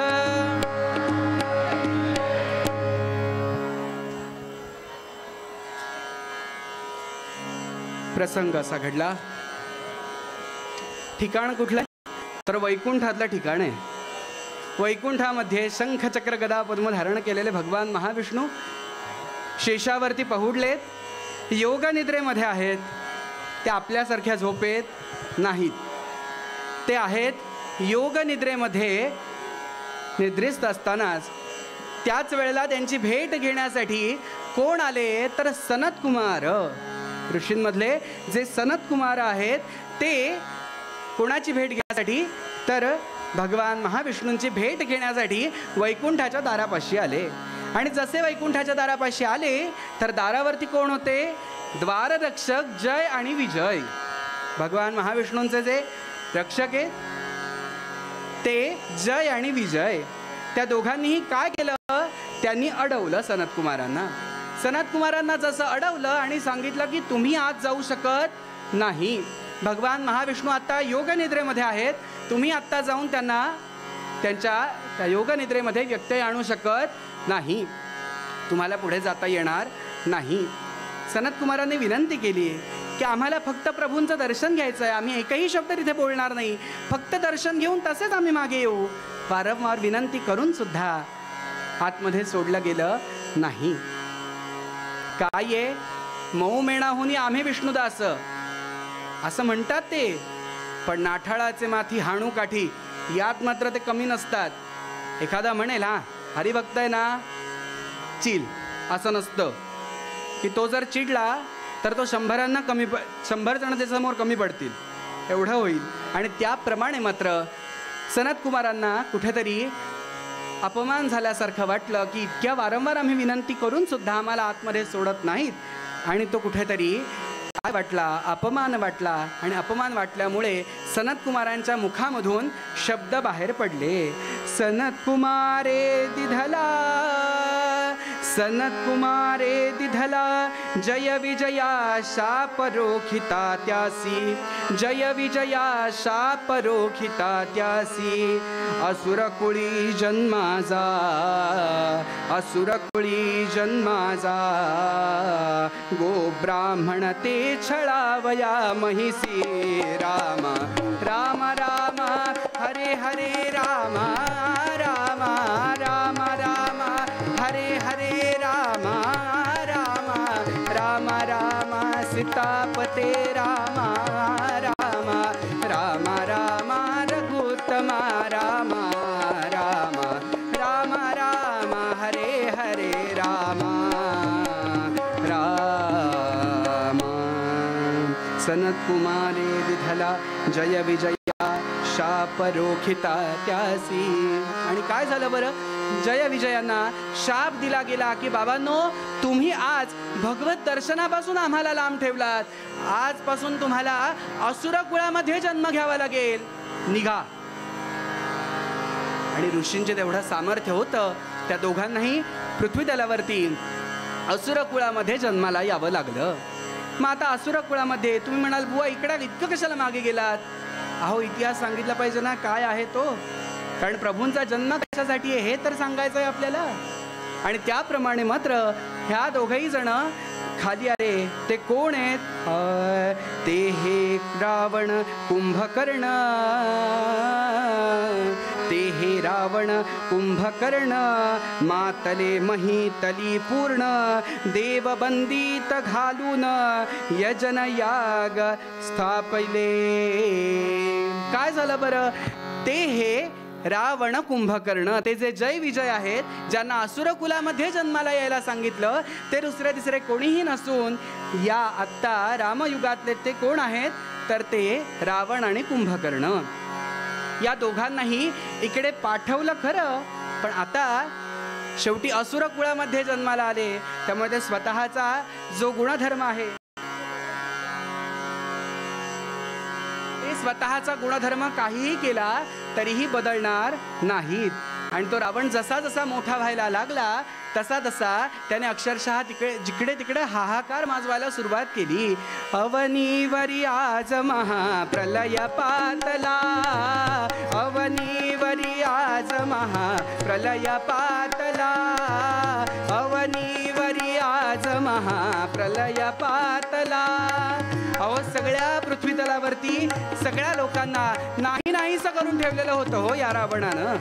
आणि आता या रावणाला कुठेतरी बंदिवान करण्यासाठी, रावणाचा सर्वनाश करण्यासाठी पृथ्वी तलावरती येणं गरजेचं होतं हो. आणि आजपर्यंत भगवंतांचं वचन आहे की काही झालं तरी परित्राणाय साधूनां विनाशाय च दुष्कृतां धर्मसंस्थापनार्थाय संभवामि युगे युगे. भगवंत आपलं काज दूर ठेवतील का? नाही ना हो. पण आता असं झालं, अक्षरशः पृथ्वी त्रासली हो. यांनी इतके अत्याचार केले, इतकं नाहीसं करून सोडलेलं होतं. काय काय केलं यांनी? अनेक राजांना परास्त करून ठेवलं, बंदिवान केलं. फक्त राजांना का नाही, पुराणांमध्ये वर्णन येतं देवांना सुद्धा त्याने कैद करून ठेवलेलं होतं. असा हा रावण आणि त्याचा भाऊ कुंभकर्ण. यज्ञ याग याने बंद करून टाकलेले होते. कोणीही यज्ञ करायचा नाही, कोणीही देवांचं सामर्थ्य वाढवायचं नाही. जर सामर्थ्य वाढवायचं असेल तर ते फक्त आणि फक्त असुर कुळाचंच सामर्थ्य तुम्हाला वाढवता आलं पाहिजे. यासाठीच तुम्हाला काहीतरी केलं पाहिजे. सगळेजण त्रासलेले होते हो. अवनीवरी आज महाप्रलय पातला, अवनीवरी आज महाप्रलय पातला. दशानन स्वर्गाचा स्वामी जाहला, दशानन स्वर्गाचा स्वामी जाहला. अवनीवरी आज महाप्रलय पातला, अवनीवरी आज महाप्रलय पातला. देवगण ऋषिमुनी सर्वत्रासती, देवगण ऋषिमुनी सर्वत्रासती. तुमच्या विणा आम्हा, तुमच्या विणा आम्हा. आता कोण आहे बरं याच्यातून तारणारं कोण आहे? तर ते म्हणजे भगवान महाविष्णू. त्यांच्यापर्यंत गेलं पाहिजे. पण ही कळकळ जी आहे, ही जी तळमळ आहे, ती आपल्यापेक्षा जास्त प्रकट कोण करू शकतं? तर ती म्हणजे पृथ्वी. ही आपल्यापेक्षा जास्त तळमळ त्यांच्यापर्यंत पोहोचवू शकते. ते म्हणतायत काय? तुमच्या विणा आम्हा, तुमच्या विणा आम्हा, तुमच्या विणा आम्हा नाही कुणी. अवनीवरी आज महाप्रलय पातला, अवनीवरी आज महाप्रलय पातला, अवनीवरी आज महाप्रलय पातला. आणि अक्षरशः नको नकोसं करून सोडलेलं होतं हो या रावणानं. सगळे यज्ञ याग बंद पडलेले होते. काय करायचं काही कळत नाहीये. पण त्यांना माहिती होतं तुमच्या विणा आम्हा नाही कुणी. महाविष्णूंशिवाय आपल्याला परत तारणहार नाही. त्यामुळे त्यांना शरण जाणं हे गरजेचं आहे. पण जाताना बरोबर कोणाला घेतलं पाहिजे? कोण तळमळ उत्कटतेने त्यांच्या समोर प्रकट करू शकतं? तर ते म्हणजे पृथ्वी. म्हणून ऋषींनी त्या पृथ्वी मातेला विनंती केली की बाई ग, तू आता आमच्या बरोबर ये प्रभूंसमोर तुझी तळमळ व्यक्त करण्यासाठी. एखादा कायदा कधी मंजूर केला जातो? ज्या वेळेला अनेक लोक त्या कायद्याला सहाय्य करतात, त्यावेळेला तो कायदा मंजूर केला जातो. आणि त्याप्रमाणे मात्र आता तिथपर्यंत पोहोचायचं आहे. 12:40ची वेळ आपल्याला दिलेली आहे. त्यामुळे सांगायचा मुद्दा असा की आता पृथ्वी येणार. पण पृथ्वी येणार कशी? तिने कोणाचं रूप धारण केलं? धेनू होऊनी भूमी, धेनू होऊनी भूमी विधिमुनी सह क्षीरसागरा गेली. कुठे गेली बरं? आणि तिने कोणाचं रूप धारण केलं? तर ज्या गाईला आपल्या हिंदू संस्कृतीमध्ये खूप मोठा मान आहे, त्या गाईचं रूप धारण केलं पृथ्वीनं. धेनू होऊनी भूमी विधिमुनीसह क्षीरसागरा गेली, लोचनी आणून पाणी, लोचनी आणून पाणी, दीनवचे विष्णूची स्तुती केली. आणि काय झालं बरं, त्या धेनूनं म्हणजे जी पृथ्वी आहे तिने धेनूचं रूप धारण केलं आणि तिथपर्यंत येऊन पोहोचली आणि डोळ्यात पाणी येऊन स्वतःची झालेली अवस्था भगवान महाविष्णूंना सांगू लागली. भगवंतांना म्हणते, देवा काही करा पण मला वाचवा याच्यातून. भगवंत योगनिद्रेमध्ये, भगवंतांना कसं बरं आता आळवावं, भगवंतांना कसं बरं उठवावं याच्यातून. एकच मार्ग, रामाचे भजन इची माझे ध्यान. तेच केलं पाहिजे ना हो. त्यांना जर आता योगनिद्रेतून उठवायचं आहे तर हां उठा, काम आहे माझं. घरातला नोकर नाही होतो, देव येतो. बघा ना हो, फार मला गंमत वाटते.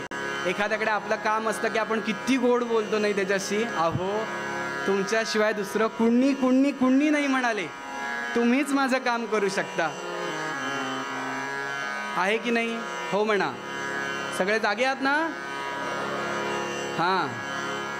सांगायचा मुद्दा असा की अशी पृथ्वी मात्र तिथपर्यंत आली आणि विनवायला लागली भगवंतांना की भगवंता तुमच्याशिवाय दुसरा तरणोपाय नाही. तुम्ही जर काहीतरी केलात तरच माझ्यावरचे हा जो अन्याय आहे, जो अत्याचार आहे तोच थांबू शकतो. नारायणा रमा रमणा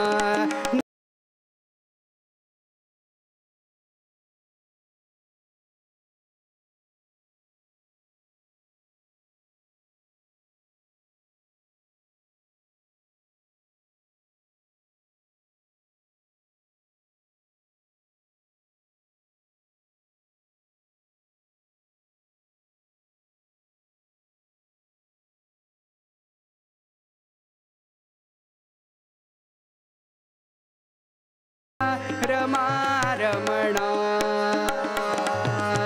धाव आता श्री हरी झडकरी बलसागर गोविंदा. धाव आता श्री हरी झडकरी बलसागर गोविंदा. तुझी या चरणी सादर वंदन, तुझी या चरणी, तुझी या चरणी सादर वंदन करितो परमानंदा, करितो परमानंदा.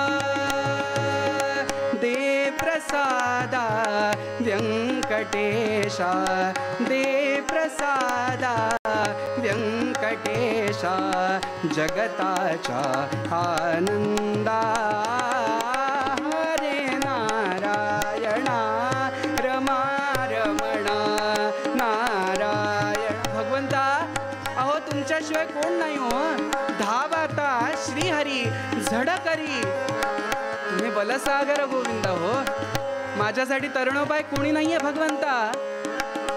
तुम्ही म्हणता ना, तुमचं वचन आहे ना की तुम्ही संतांना ज्या वेळेला त्रास होतो त्यावेळेला तुम्ही अवतार घेता. ज्यावेळेला धर्माचा विध्वंस व्हायला सुरुवात होते त्यावेळेला तुम्ही अवतार घेता ना. मग आता का असं योगनिद्रेमध्ये थांबलात? भगवंता जागे व्हा. जर तुम्ही नाही ना याच्यातून वाचवलात मला तर दुसरा तरणोपाय नाही हो माझ्याकडे. म्हणून भगवंता तुम्हाला जागा झालं पाहिजे, म्हणून तुम्हाला जागा झालं पाहिजे. आणि असं विचारणा केली मात्र भगवंतांचे जे नेत्र होते ते उन्मीलित झाले. निमीलनम उन्मीलनम. बंद होणे निमीलनम आणि उन्मीलनम म्हणजे उघडणे. ज्यांना कळायचं त्यांना कळलं.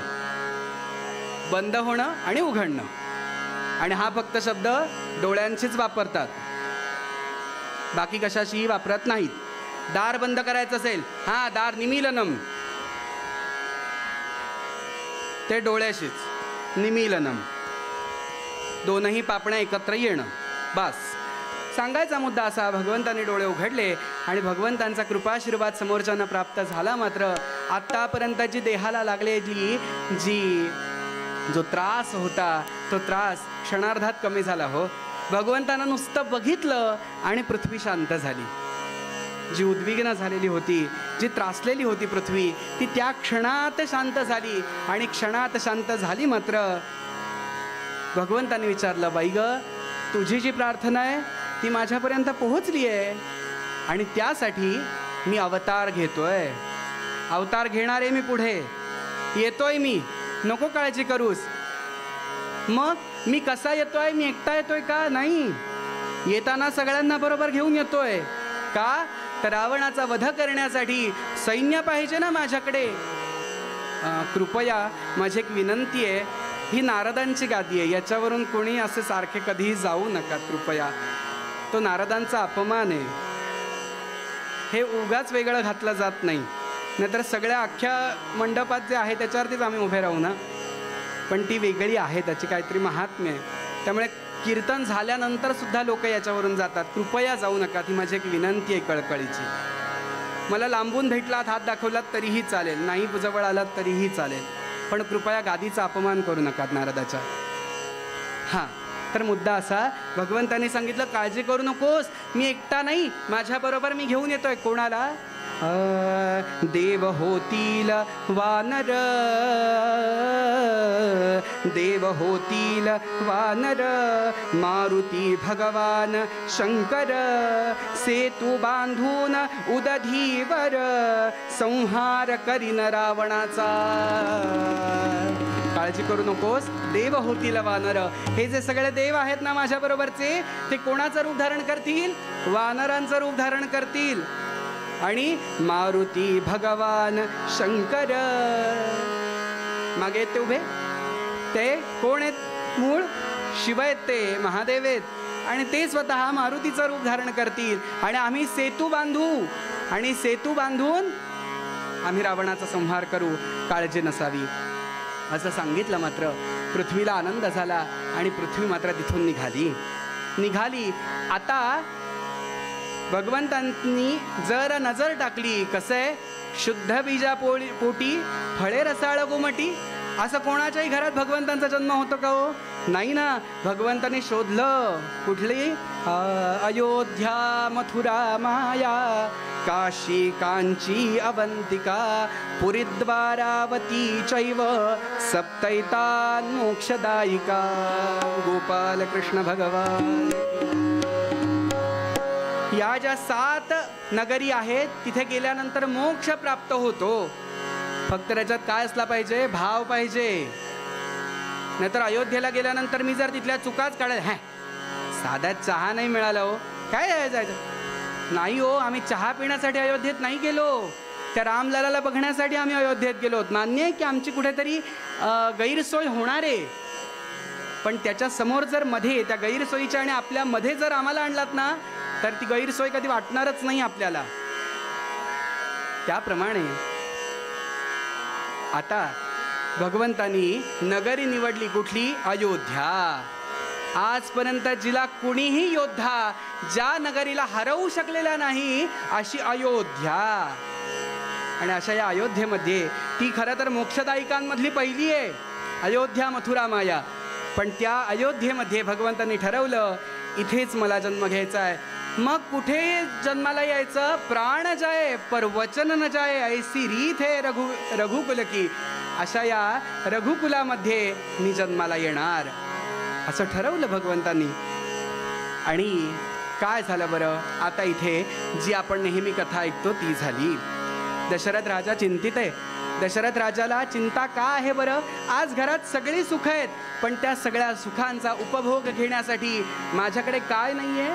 तर माझ्याकडे पोटी संतान नाही आहे, मूलबाळ नाही आहे. यासाठी काय करावं? एक दिवस आपले कुलगुरू जे आहेत वसिष्ठ ऋषी, त्यांच्याजवळ दशरथ राजा येऊन बसला. त्यांना पत्रिका तपासायला सांगितली, पण पत्रिका तपासली तरीही ती पत्रिका काही जेवढं मिळालं सगळं मेलन झालं पाहिजे त्या ग्रहांचं तेवढं होईना.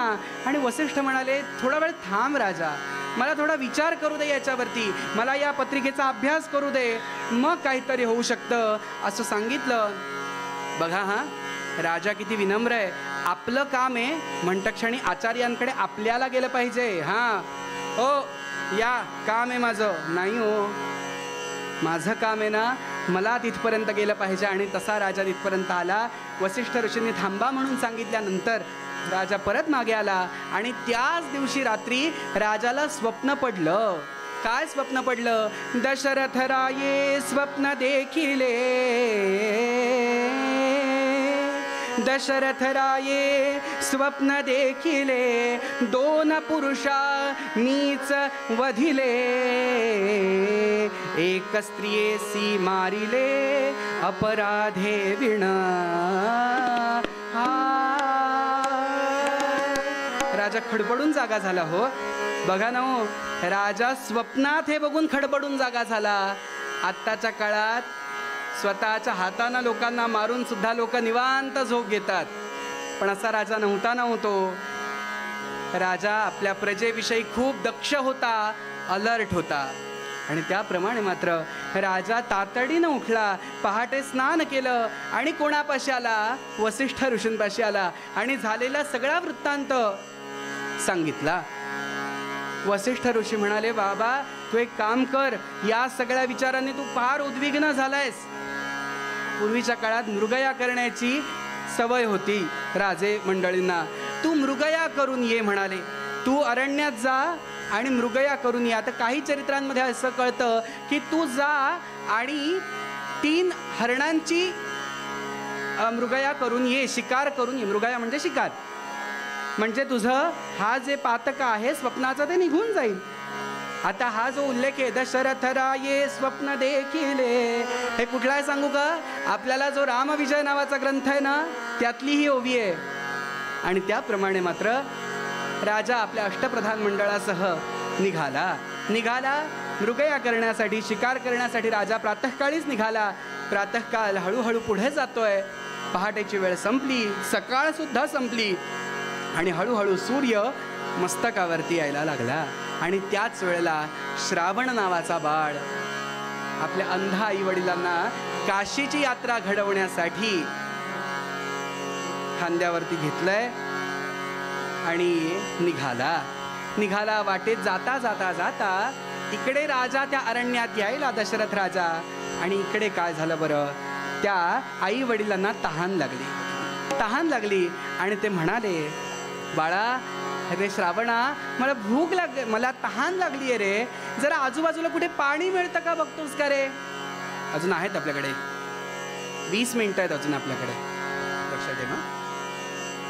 सांगायचा मुद्दा असा की मला तहान लागली आहे रे, जरा कुठे पाणी मिळतं का बघतोस का रे? श्रावण म्हणाला हरकत नाही. आणि म्हणून श्रावणानं त्या दोघांनाही झाडाखाली बसवलं आणि श्रावण पाणी शोधण्यासाठी निघाला. प्रवास करत करत करत करत हा त्याला पाणवठा दिसला. आणि इकडे काय झालं? आता 2 सुरू आहेत ना प्रसंग. आता इकडे राजा मृगया करण्यासाठी आला. प्रातःकाळपासून सगळीकडे शोधतोय. त्याला हवी तशी काही मृगया मिळालेली नाही, म्हणजे मृगया मिळालेलीच नाहीये, हवी तशी पण नाही, मिळालीच नाहीये. शेवटी उद्विग्न झाला, कंटाळला आणि म्हणाला त्याला सुद्धा तोच पाणवठा दिसायला. आणि झाडावरती दशरथ राजा जाऊन बसला की जेणेकरून आता दुपारची वेळ आहे, एखादा प्राणी पाणी पिण्यासाठी इथपर्यंत येणार. आणि दशरथ राजाचं एक आत्ताच्या भाषेत सांगायचं झालं तर स्किल सांगतो. तो काय होता? तो आवाज ऐकायचा आणि त्या आवाजाच्या दिशेने बाण सोडायचा आणि तो समोरच्याला लागायचा बाण.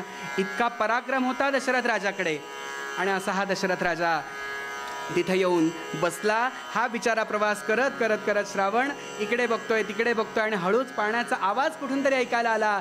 त्या आवाजाच्या दिशेने श्रावण निघाला. आला पाणवठ्याच्या पलीकडच्या बाजूला झाडावरती दशरथ राजा आहे आणि अलीकडच्या बाजूला श्रावण आला. पाणी बघून अतिशय आनंद झाला. का तर मी माझ्या आई वडिलांना आता पाणी देऊ शकतो. अतिशय आनंद झाला आणि त्या पाणवठ्याजवळ आला आणि जो कलश होता, कुंभ जो हातात होता, तो पाण्यात बुडवला, स्वच्छ करून घेतला आणि बरोबर तो आवाज दशरथ राजाच्या कानावरती पडला. आणि आता पाणी भरताना बघा ना, रिकामं जे भांडं असतं ते भरताना बघा बुडबुड बुडबुड बुडबुड आवाज येतो त्याच्यात. आणि बरोबर तसाच हे पाणी भरताना सुद्धा बुडबुड बुडबुड बुडबुड बुडबुड आवाज यायला लागला. मात्र दशरथ राजानं तो बरोबर आवाज ऐकला, बाण रोखला मात्र आणि बाण सोडला आणि त्या दिशेनं बाण निघाला, आला आला आला आणि श्रावणाच्या काळजात कधी घुसला हे कळलं सुद्धा नाही. आणि अचानक माणसाची किंकारी ऐकू आली, आई ग परमेश्वरा, नाही रे सहन होते हे, म्हणून श्रावण तिथेच कोसळला. आणि हे दशरथ राजाच्या कानावरती पडलं आणि दशरथ राजाला कळलं की नाही, काहीतरी अपराध घडला. इथे प्राणी नाही मारला गेला, तर कुठला तरी मनुष्य देह मारला गेलाय माझ्या. दशरथ राजा आणि त्या पाण्यातून कमरे एवढं पाणी होतं, त्याच्यातून प्रवास करत करत बघितलं तर एक ब्रह्मपुत्र म्हणजे ब्राह्मण पुत्र कोसळलेला बघितला. राजाला अतिशय वाईट वाटलं. राजा तिथेच आला. राजानं त्याचं मस्तक आपल्या मांडीवरती घेतलं आणि म्हणतो की बाळा, मला नाही रे कळलं, तू ब्राह्मण होतास, येताना एखादी ऋचा तरी म्हणत यायचं, एखादं स्तोत्र तरी येताना म्हणत यायचं रे इथपर्यंत, तेणे करून मला कळलं असतं की अरे नाही, बाण सोडायचा नाहीये इथपर्यंत, पण तेही तू केलंच नाही, माफ कर. ऐका त्याच्यावरती श्रावणाचे उद्गार ऐका. रघुकुलाचं काय परंपरा आहे ऐका. श्रावणाचं वाक्य आहे, राजा वाईट वाटून नको घेऊस, आज तुझ्याकडून मला मृत्यू आला, यासारखं दुसरं भाग्य नाही रे माझ्या नशिबात.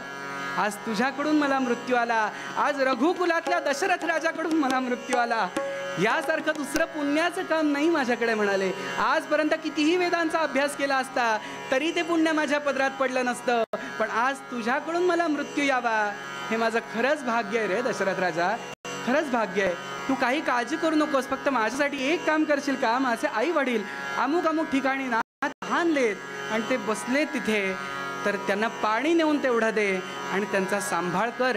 आणि माझी एक विनंती आहे, त्यांना काशी यात्रा घडणार, काशी यात्रा घडवून आणशील का त्यांना. असं विचारल्यानंतर असं सांगून श्रावणानं प्राण सोडले.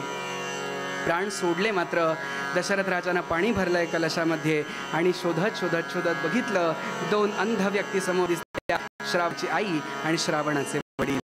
त्यांच्या समोर जायची ताकद नाहीये राजामध्ये आत्ता, तरीही राजा समोर गेला आणि श्रावणानं अट घातलेली, महाराज आधी तुम्ही कोण आहात हे सांगू नका बरं, आधी पाणी प्यायला लावा त्यांना आणि मग सांगा, कारण जर दुसऱ्याच्या हातून ते पाणी नाही पिणार. ठीक आहे म्हणाले. आणि असा राजा आला तिथपर्यंत. समोर आलाय कोणतरी ह्याचं जरा कानोसा घेतला आणि श्रावणाचे वडील म्हणायला लागले, श्रावणा, अरे आलास होय, माझ्यामुळे तुला खूप कष्ट झाले ना, काय झालं बरं, बोल ना रे श्रावणा काहीतरी. श्रावण नव्हता तिथे बोलायला.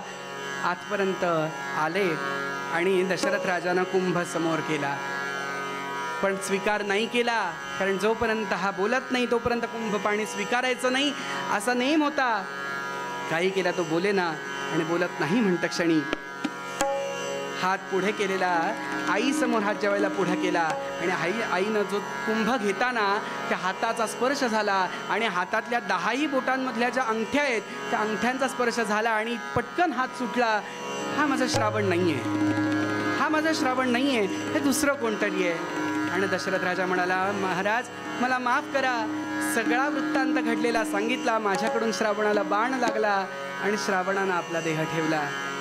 आणि त्याच वेळेला श्रावणाच्या आईनं शाप दिला दशरथ राजाला की येणं केल्या प्रकारेनं काही का होईना तुझ्याकडून गेला ना माझा पुत्र.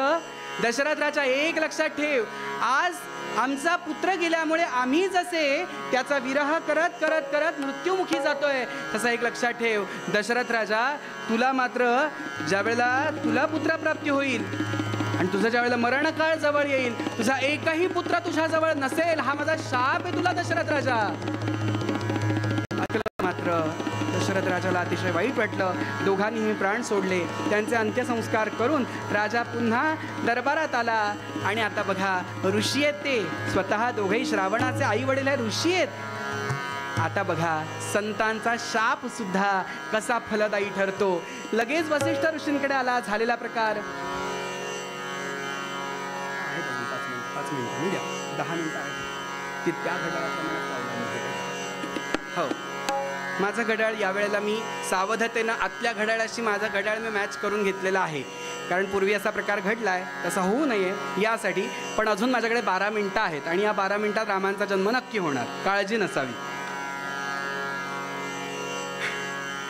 हो, नाहीतर मनात बुवा करतो की नाही जन्म, करतो की नाही, येतो की. अहो वाजले बघा 10 मिनिटं राहिली आणि अजून याचा श्रावण बाळच सुरू आहे. काळजी करू नका, सगळ्याचा उपाय आमच्याकडे. अहो आम्ही कीर्तनकार आत्ता सिंधुदुर्गात असू तर कर्नाटकात कधी पोहोचू सांगता यायचं नाही म्हणाले. हां, तर मुद्दा असा की वसिष्ठ ऋषींकडे आलेत, मात्र पत्रिका दाखवली. वसिष्ठ ऋषींनी गुण सगळे ग्रह बघितले आणि वसिष्ठ पटकन ओरडले, राजा जे हवं होतं ना पत्रिकेमध्ये ते मिळालंय रे, मिळालंय. तुला पुत्रप्राप्ती होणार, काही काळजी करू नकोस. आपल्याला पुत्रकामेष्टी यज्ञ केला पाहिजे. हे पुत्रकामेष्टी म्हणजे काय? पुत्र म्हणजे पुत्र मिळावा ही इच्छा, काम म्हणजे इच्छा आणि इष्टी म्हणजे तो यज्ञ. आत्ताच्या काळात इंग्लिश मिडियमची मुलं अर्थ लावतात, बुवा आम्हाला तो अर्थ कळलाय. सध्याच्या काळातली लोक मुलं जी आहेत ना ती सगळं संस्कृतला इंग्लिशमध्ये आणण्याचा प्रयत्न करतात. ते म्हणाले आम्हाला माहिती आहे तो यज्ञ म्हणजे काय माहिती आहे का? यज्ञविज्ञ काय नाही आहे, दशरथाच्या पुत्राच्या कामामध्ये काहीतरी मिष्टिक आहे म्हणाले, म्हणून ती पुत्रकामेष्टी करतात. झालं हो असा काही बरं, पुत्राच्या इच्छेने केलेला यज्ञ. आता ते पुत्रकामेष्टी यज्ञ केला, सगळीकडे सनई चौघडे वाजायला लागले. हो, आनंदी आनंद झाला, अख्ख्या अयोध्येला आनंद झाला. का बरं? आता जे हवं होतं, जे अयोध्येच्या सगळ्या नगरजनांना जे हवं होतं ते प्राप्त होणार होतं. आणि पुत्रकामेष्टी यज्ञ सुरू झाला. गणपती पूजन झालं, पुण्याहवचन झालं, यज्ञ सुरू झाला. आणि जसा यज्ञ सुरू झाला तसं मात्र यज्ञाची पूर्णाहुती झालीये, मात्र पूर्णाहुती झाली आणि त्याच्यातून एक दिव्य देह त्या यज्ञकुंडातून बाहेर आला. प्रसन्न झालो द्यायाला पायस आलो, प्रसन्न झालो द्यायाला पायस आलो, प्रसन्न झालो द्यायाला पायस आलो. यज्ञाचा हा प्रसाद देई, यज्ञाचा हा प्रसाद घेई, राण्यांना तो वाटून देई, राण्यांना तो वाटून देई. उदरी येईल शेषशायी, उदरी येईल शेषशायी. कृतार्थ झालो द्यायाला पायस आलो, कृतार्थ झालो द्यायाला पायस आलो, कृतार्थ झालो द्यायाला पायस आलो. दरवर्षीच काय म्हणायचं, दशरथा घे पायसदान, जरा वेगळं काहीतरी. आणि म्हणून प्रसन्न झालो द्यायाला पायस आलो. ते म्हणतात का, यज्ञाचा हा प्रसाद घेई. दशरथ राजा, हा जो यज्ञ पुरुषाचा प्रसाद आहे ना त्याचा स्वीकार कर, राण्यांना तो वाटून देई. तुझ्या त्या 3ही राणी आहेत ना, त्या राणी परिवाराला हा प्रसाद वाटून दे. मग काय होईल तर, राण्यांना तो वाटून देई, उदरी येईल शेषशायी. अहो दुसरा तिसरं कोणी येणार नसून तुझी जी कौसल्य आहे ना, तुझी जी पट्टराणी आहे ना, तिच्या पोटी दुसरं तिसरं कोणी येणार नसून भगवान महाविष्णू तिच्या पोटी जन्माला येणार आहेत. म्हणजे बघ माझं किती मन स्वच्छ पाहिजे. ज्या मनामध्ये, ज्या हृदय सिंहासनावरती माझा राम येऊन बसणार, ज्या हृदय सिंहासनावरती भगवान महाविष्णू येऊन बसणार, ते माझं मन किती शुद्ध पाहिजे. काळजी करू नकोस. प्रसाद दिला आणि मग दशरथ राजाला आनंद झाला. दशरथ राजाने तिघांनाही तो प्रसाद वाटून दिला. यात काहीतरी वाद झाले वगैरे ते आपण हनुमान जन्माच्या वेळेला बघूया. पण सांगायचं असा की तिघींनाही प्रसाद वाटून दिला. उदरी येईल शेषशायी. आता वा पोटी भगवंत येणार म्हणतं क्षणी काय केलं पाहिजे तर आधीच मुळात कौसल्या जी आहे ती विष्णू भक्तच आहे. मुळात ती भगवान महाविष्णू सेवा करणारी आहे आणि तेच तिच्या पोटी येणार. काय आनंद असेल हो तिला. विचार करा की साक्षात रामाईंना म्हणजे समर्थांच्या आईला काय आनंद असेल. अगदी तसा आनंद कौसल्येला झाला. कौसल्या विचार करते काय बरं करावं, काय बरं करावं. अजून 8 मिनिटं आहेत हा आपल्याकडे. हां, तर हो, पर्याय नाही. तर असं मात्र सगळीकडे आनंदी आनंद आहे. हा प्रसाद असा मिळाल्यानंतर तो प्रसाद ग्रहण केला गेला. कौसल्येकडून सुमित्रा आणि कैकेयी तिघांनीही प्रसाद ग्रहण केला आणि पुढच्या काही दिवसांमध्ये तिघीही जणी गर्भवती राहिल्या खऱ्या. सगळीकडे आनंदी आनंद आहे. ज्या दिवशी कौसल्या, कैकेयी, सुमित्रा गर्भवती राहिल्या त्याच दिवसापासून अयोध्येमध्ये आनंदी आनंद, सगळीकडे साज समारंभ साजरे करायला सुरुवात झाली. हो, सगळीकडे सनई चौघडे सुरू झाले.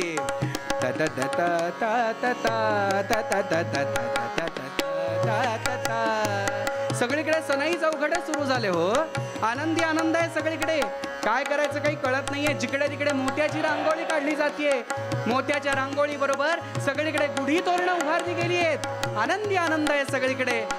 आणि हळूहळू 1 महिना, 2 महिने, 3 महिने मागे जात आहेत आणि 4-5 महिन्यामध्ये आता यांना डोहाळे लागले. हो, तिघींनाही. काय डोहाळे लागले? कौसल्येला हातात धनुष्यबाण घ्यावा आणि असुरांचा सर्वनाश करावा असे डोहाळे लागले. पण सुमित्रेला मात्र आपल्यापेक्षा मोठ्या असणाऱ्यांची सेवा करावी असं वाटायला लागलं. आणि जी कैकेयी आहे ना, तिला मात्र राज्यपद हवं असं वाटायला लागलं. हे सगळं चरित्र पुढचं आहे. बरं, पुढचं चरित्र आता ते पोटात दिसतंय हळूहळू. कैकेयीला मात्र राज्य पाहिजे आपलं, असं तिचा मनाचा भाव आहे. मात्र असं होत असतानाच 1 मास, 2 मास, 3 मास होता होता 8 महिने पूर्ण झाले. 8 महिने फाल्गुन महिना सुरू झाला. आणि जसा फाल्गुन महिना सुरू झाला त्याप्रमाणे मात्र एक दिवस कौसल्या भगवान नारायणांजवळ आली आणि भगवान नारायणांना म्हणते की भगवंता, तुम्ही माझ्या पोटी येणार. कृपया सगळ्यांना विनंती आहे, 2 मिनिटं माझी गेली तरी चालतील, पण कुणीही इथे त्या पाळण्याला जोजवायचं आहे. हो, धक्काबुक्की नाही करायची आहे. आत्ता जन्माला आलाय तो, घाबरून परत जाईल. तो म्हणेल नको. त्यामुळे कुणीही कृपया त्या पाळण्याला धक्का देऊ नका, एवढं फक्त करा. शेवटची बरोबर 5 मिनिटात आणि कौसल्या भगवंतांसमोर येऊन उभी राहिली आणि भगवंतांना म्हणते, भगवंता, तुम्ही माझ्या उदारी येणार असं ती म्हणतेय आणि ती स्तुती करते. जय जय रमा रमण श्रीरंग, जय जय रमा रमण श्रीरंग, जय जय रमा रमण श्रीरंग, जय जय रमा रमण श्रीरंग, जय जय. पदारविंदी सदा रमावा, पदारविंदी सदा रमावा, माझा मानसभृंग, माझा मानसभृंग, जय जय रमा रमण श्रीरंग, जय जय रमा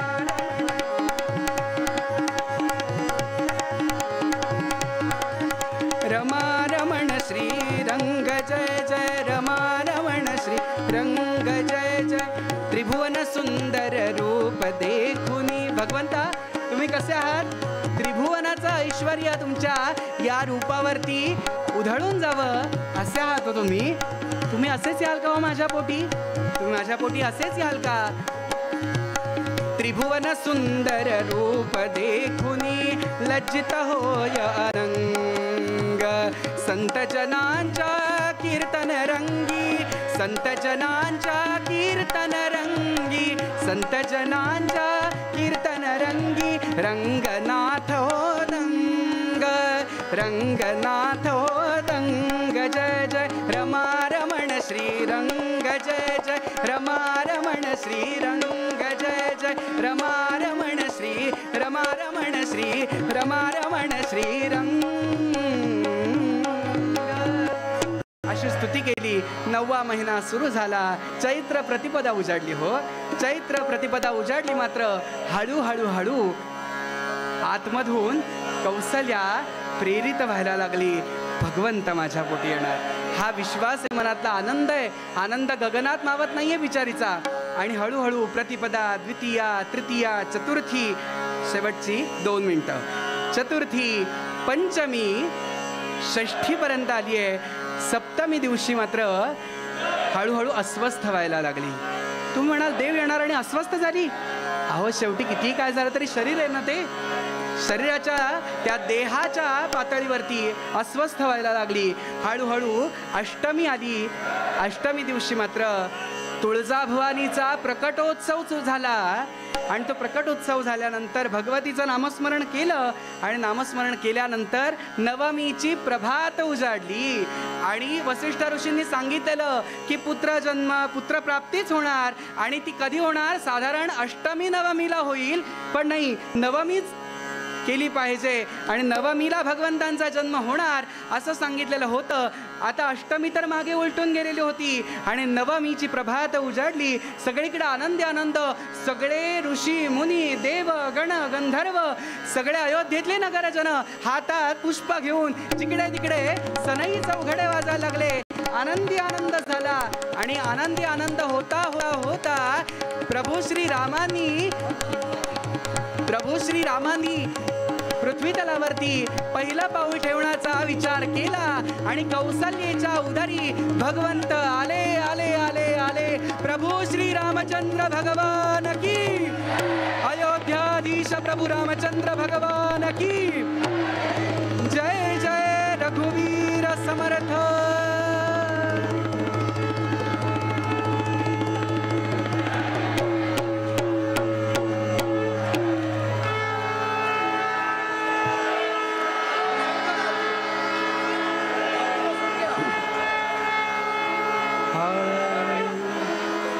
सूर्यवंशी येणार रघुनाथ. सूर्यवंशी येणार रघुनाथ. पाहण्यासी पातला व्योमकांत. पाहण्यासी पातला व्योमकांत. साधला तो योग अभिजित. साधला तो शुभ योग अभिजित. सूर्यवंशी येणार रघुनाथ. सूर्यवंशी येणार रघुनाथ. रघुनाथ रघुनाथ. बाळाचा जन्म झाला आणि आता न्हाणी, त्याला स्नान घातलं पाहिजे ना. न्हाणी न्हाणी त्या निर्मला ते न्हाणी हो. न्हाणी न्हाणी त्या निर्मला ते न्हाणी हो. न्हाणी तिची या भाग्याची कोण वाणी हो. न्हाणी तिची या भाग्याची कोण वाणी हो. न्हाणी न्हाणी त्या निर्मला ते न्हाणी हो. न्हाणी न्हाणी त्या निर्मला ते न्हाणी हो. न्हाणी न्हाणी त्या निर्मला ते न्हाणी. त्या निर्मला ते न्हाणी. त्या निर्मला ते न्हाणी हो. असं मात्र छान अत्तराच्या पाण्यानं स्नान घालण्यात आलं. भगवंतांना पूर्ण शरीराला स्वच्छ केलं गेलं भगवंतांच्या. आणि आता बरोबर 5वी पूजन झालं, 6ठी पूजन झालं. आता हे सगळं आपल्याला एकाच दिवसात करावं लागेल बरं हो, नाही तर नाव ठेवायचं कधी. आणि अशा प्रकारे मात्र सगळीकडे आनंदी आनंद आहे. आनंदी आनंद आहे. आता कौसल्येला तिच्या मैत्रिणी सांगतायत, बाई ग काय भाग्यवान आहेस तू.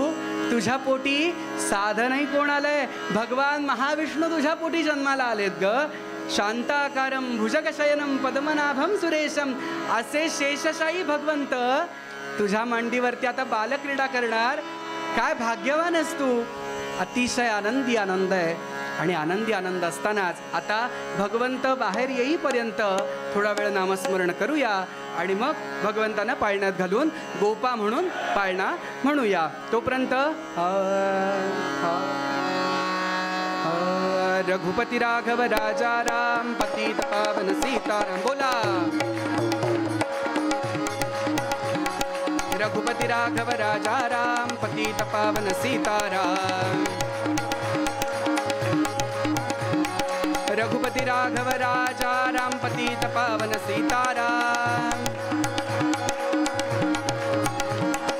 रघुपती राघव राजा राम पतित पावन सीताराम. रघुपती राघव राजा राम पतित पावन सीताराम. राघव राजा राम पतित पावन सीताराम। रघुपति राघव राजा राम पतित पावन सीताराम। रघुपति राघव राजा राम पतित पावन सीताराम। रघुपति राघव राजा राम पतित पावन सीताराम। आवाज। रघुपति राघव राजा राम पतित पावन सीताराम बोला। रघुपति राघव राजा राम पतित पावन सीताराम हरि ओम। रघुपति राघव राजा राम पतित पावन सीताराम। रघुपति राघव राजा राम पतित पावन सीताराम। रघुपति राघव राजा राम पतित पावन सीताराम। रघुपति राघव राजा राम पतित पावन सीताराम। रघुपति राघव राजा राम पतित पावन सीताराम। रघुपति राघव राजा राम पतित पावन सीताराम। रघुपति राघव राजा राम पतित पावन सीताराम। रघुपति राघव राजा राम पतित पावन सीताराम। रघुपति राघव राजा राम पतित पावन सीताराम। राधे राधे। रघुपति राघव राजा राम पतित पावन सीताराम हरि ओम। रघुपति राघव राजा राम पतित पावन सीताराम। रघुपति राघव राजा राम पतित पावन सीताराम। रघुपति राघव राजा राम राजाधिराज प्रभु रामचंद्र भगवान की। अयोध्याधीश प्रभु रामचंद्र भगवान की। जनक कन्या सीता माता की। महारुद्र हनुमान की जय जय जय जय।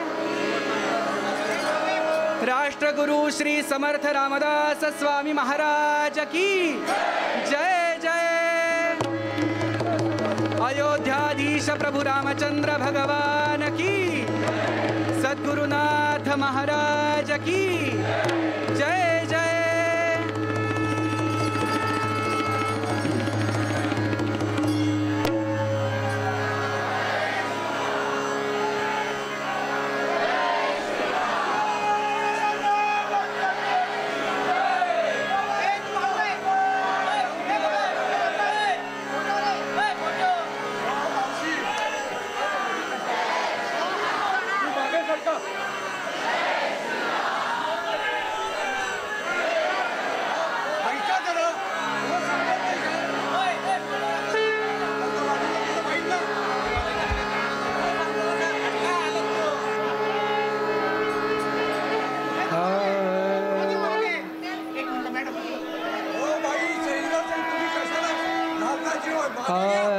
बाळा जो जो रे जो जो। अहो ती पाळण्याची दोरी सोडा, तो हलतच नाहीये पाळणा। बाळा जो जो रे जो जो रे। बाळा जो जो रे जो जो रे। कुलभूषणा दशरथ नंदना। बाळा जो जो रे जो जो रे। बाळा जो जो रे जो जो रे। दशरथ भूपतीचा कुमारा। कोमल तनु सुकुमारा। करुणा सिंधु महा रणधीरा। अनंत गुण गंभीरा। बाळा जो जो रे जो जो रे। बाळा जो जो रे जो जो रे। निज रे निज बाळा आही शयना सुंदर पंकज नयना निज रे निज बाळा गुणगहना सुंदर पंकज बदना निज रे निज बाळा मनमोहना सुंदर पंकज सदना निज रे निज बाळा निज धामा त्रिभुवन जन विश्रामा बाळा जो जो रे जो जो रे बाळा जो जो रे जो जो रे बाळा जो जो रे जो जो रे अयोध्याधीश प्रभु रामचंद्र भगवान की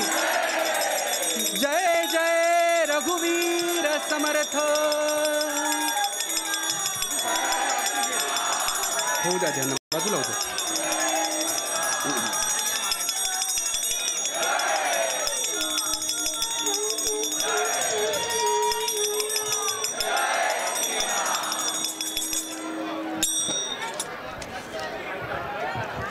झांज पण देऊ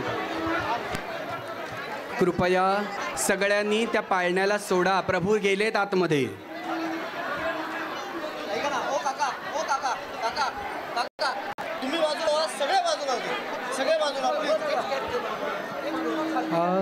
आणि अशा प्रकारे मात्र प्रभूंचा जन्म झाला आणि प्रभूंचा जन्म झाल्यानंतर सगळ्या अयोध्येमध्ये आनंदी आनंद साजरा केला गेला आणि आनंदी आनंद साजरा केल्यानंतर मात्र आज भैरवीत काही म्हणत नाही पण रामाचे भजन हेच माझे ध्यान तेणे समाधान पावईन रामाचे भजन माझे समाधान तेणे सुखरूप पावईन सद्गुरुनाथ महाराज की जय प्रभु रामचंद्र भगवान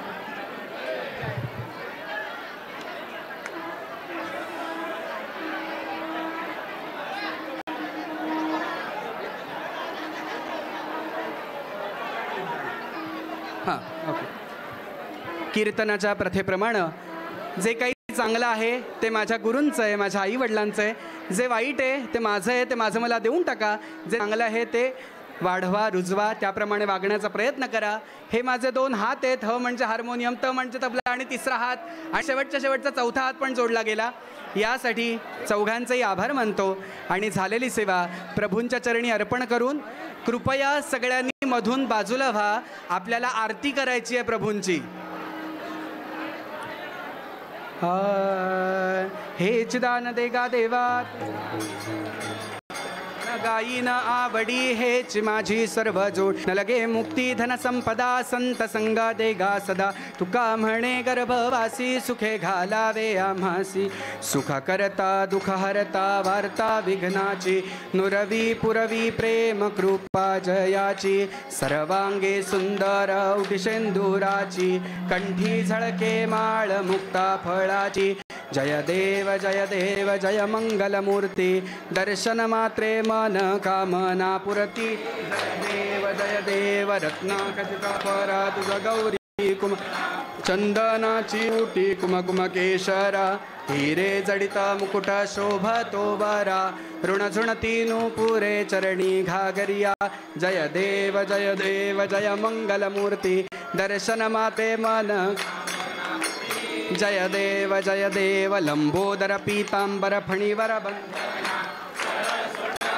तुंड त्रिनयना दास रामाचा वाटपा हे सदना संकटी पावावे निर्वाणी रक्षावे सुरवर वंदना जय देव जय मंगलमूर्ती दर्शन मात्रे मन कामना पुरत जय देव साफल्या निजवल्या कौसल्या माता भूकन्या अनन्या मुनिमान्या सीता खेचर वनचर फणीवर भरता निज भ्राता दशरथ नृपनायक धन्य तो पिता जय देव जय रघुकुळ टिळका आरती ओवाळू त्रिभुवन नायका जय देव आचार्य गुरुवर या कार्याचे फळ रविकुळ मंडन खंडन संसार मूळ सुरवर मुनिवर किन्नर ध्याती सकळ धन्य तो निजदास भक्त प्रेमळ जय देव जय रघुकुळ टिळका आरती ओवाळू त्रिभुवन नायका जय देव सत्राणे उड्डाणे हुंकार वदनी करिडळमळ भूमंडळ सिंधुळ जळ गगनी कडाडिले ब्रह्मांड धाके त्रिभुवनी सुरवर नर निशाचर झाल्या त्या पळणी जय देव जय हनुमंता तुमचे नि प्रसादेन भिकृतांता जय देव दुमदुमली पाताळ उठिला प्रतिशब्द खडखडला धरणी धर्मानीला खेद कडाडिले पर्वत उद्गण उच्छेद रामी रामदासा शक्तीचा बोध जय देव जय हनुमंता तुमचे नि प्रसादेन भिकृतांता जय देव घालीन लोटांगण वंदीन चरण डोळ्यान पाहिन रूप तुझे प्रेमे आलिंगन आनंद पूजन भावे ओवाळीन म्हणे नाम त्वमेव माता पिता त्वमेव बंधु सखा त्वमेव विद्या द्रविणं त्वमेव सर्वं मम देवदेव कायेन वाचा मनसेन्द्रियेण वा बुद्ध्यात्मना वा प्रकृति स्वभाव करोमि यद्यत् सकलं परस्मै नारायणायति समर्पयामि अच्युतं केशवं रामनारायणं कृष्णदामोदरं वासुदेवं श्रीधरं माधवं गोपिकावल्लभं जानकीविनायकं रामचन्द्रं भज हरे राम राम राम हरे हरे हरे कृष्ण कृष्ण कृष्ण हरे हरे हरे राम राम राम हरे हरे हरे कृष्ण कृष्ण कृष्ण हरे राजाधिराज प्रभु रामचंद्र भगवान की जानकी माता की महारुद्र हनुमान की सदा सर्वदा योग तुझा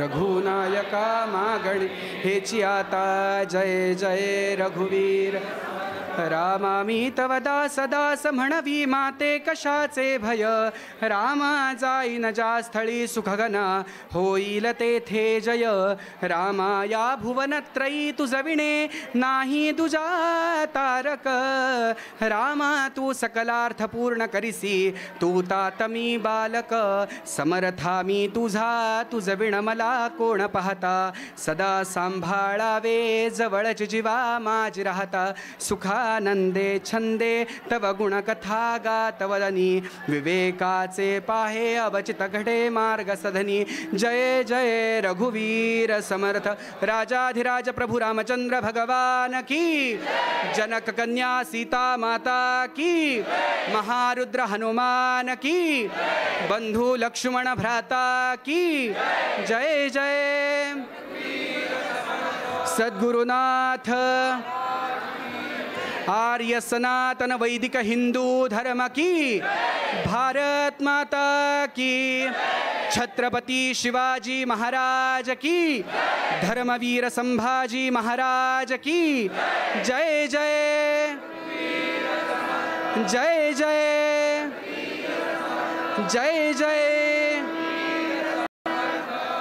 श्री राम।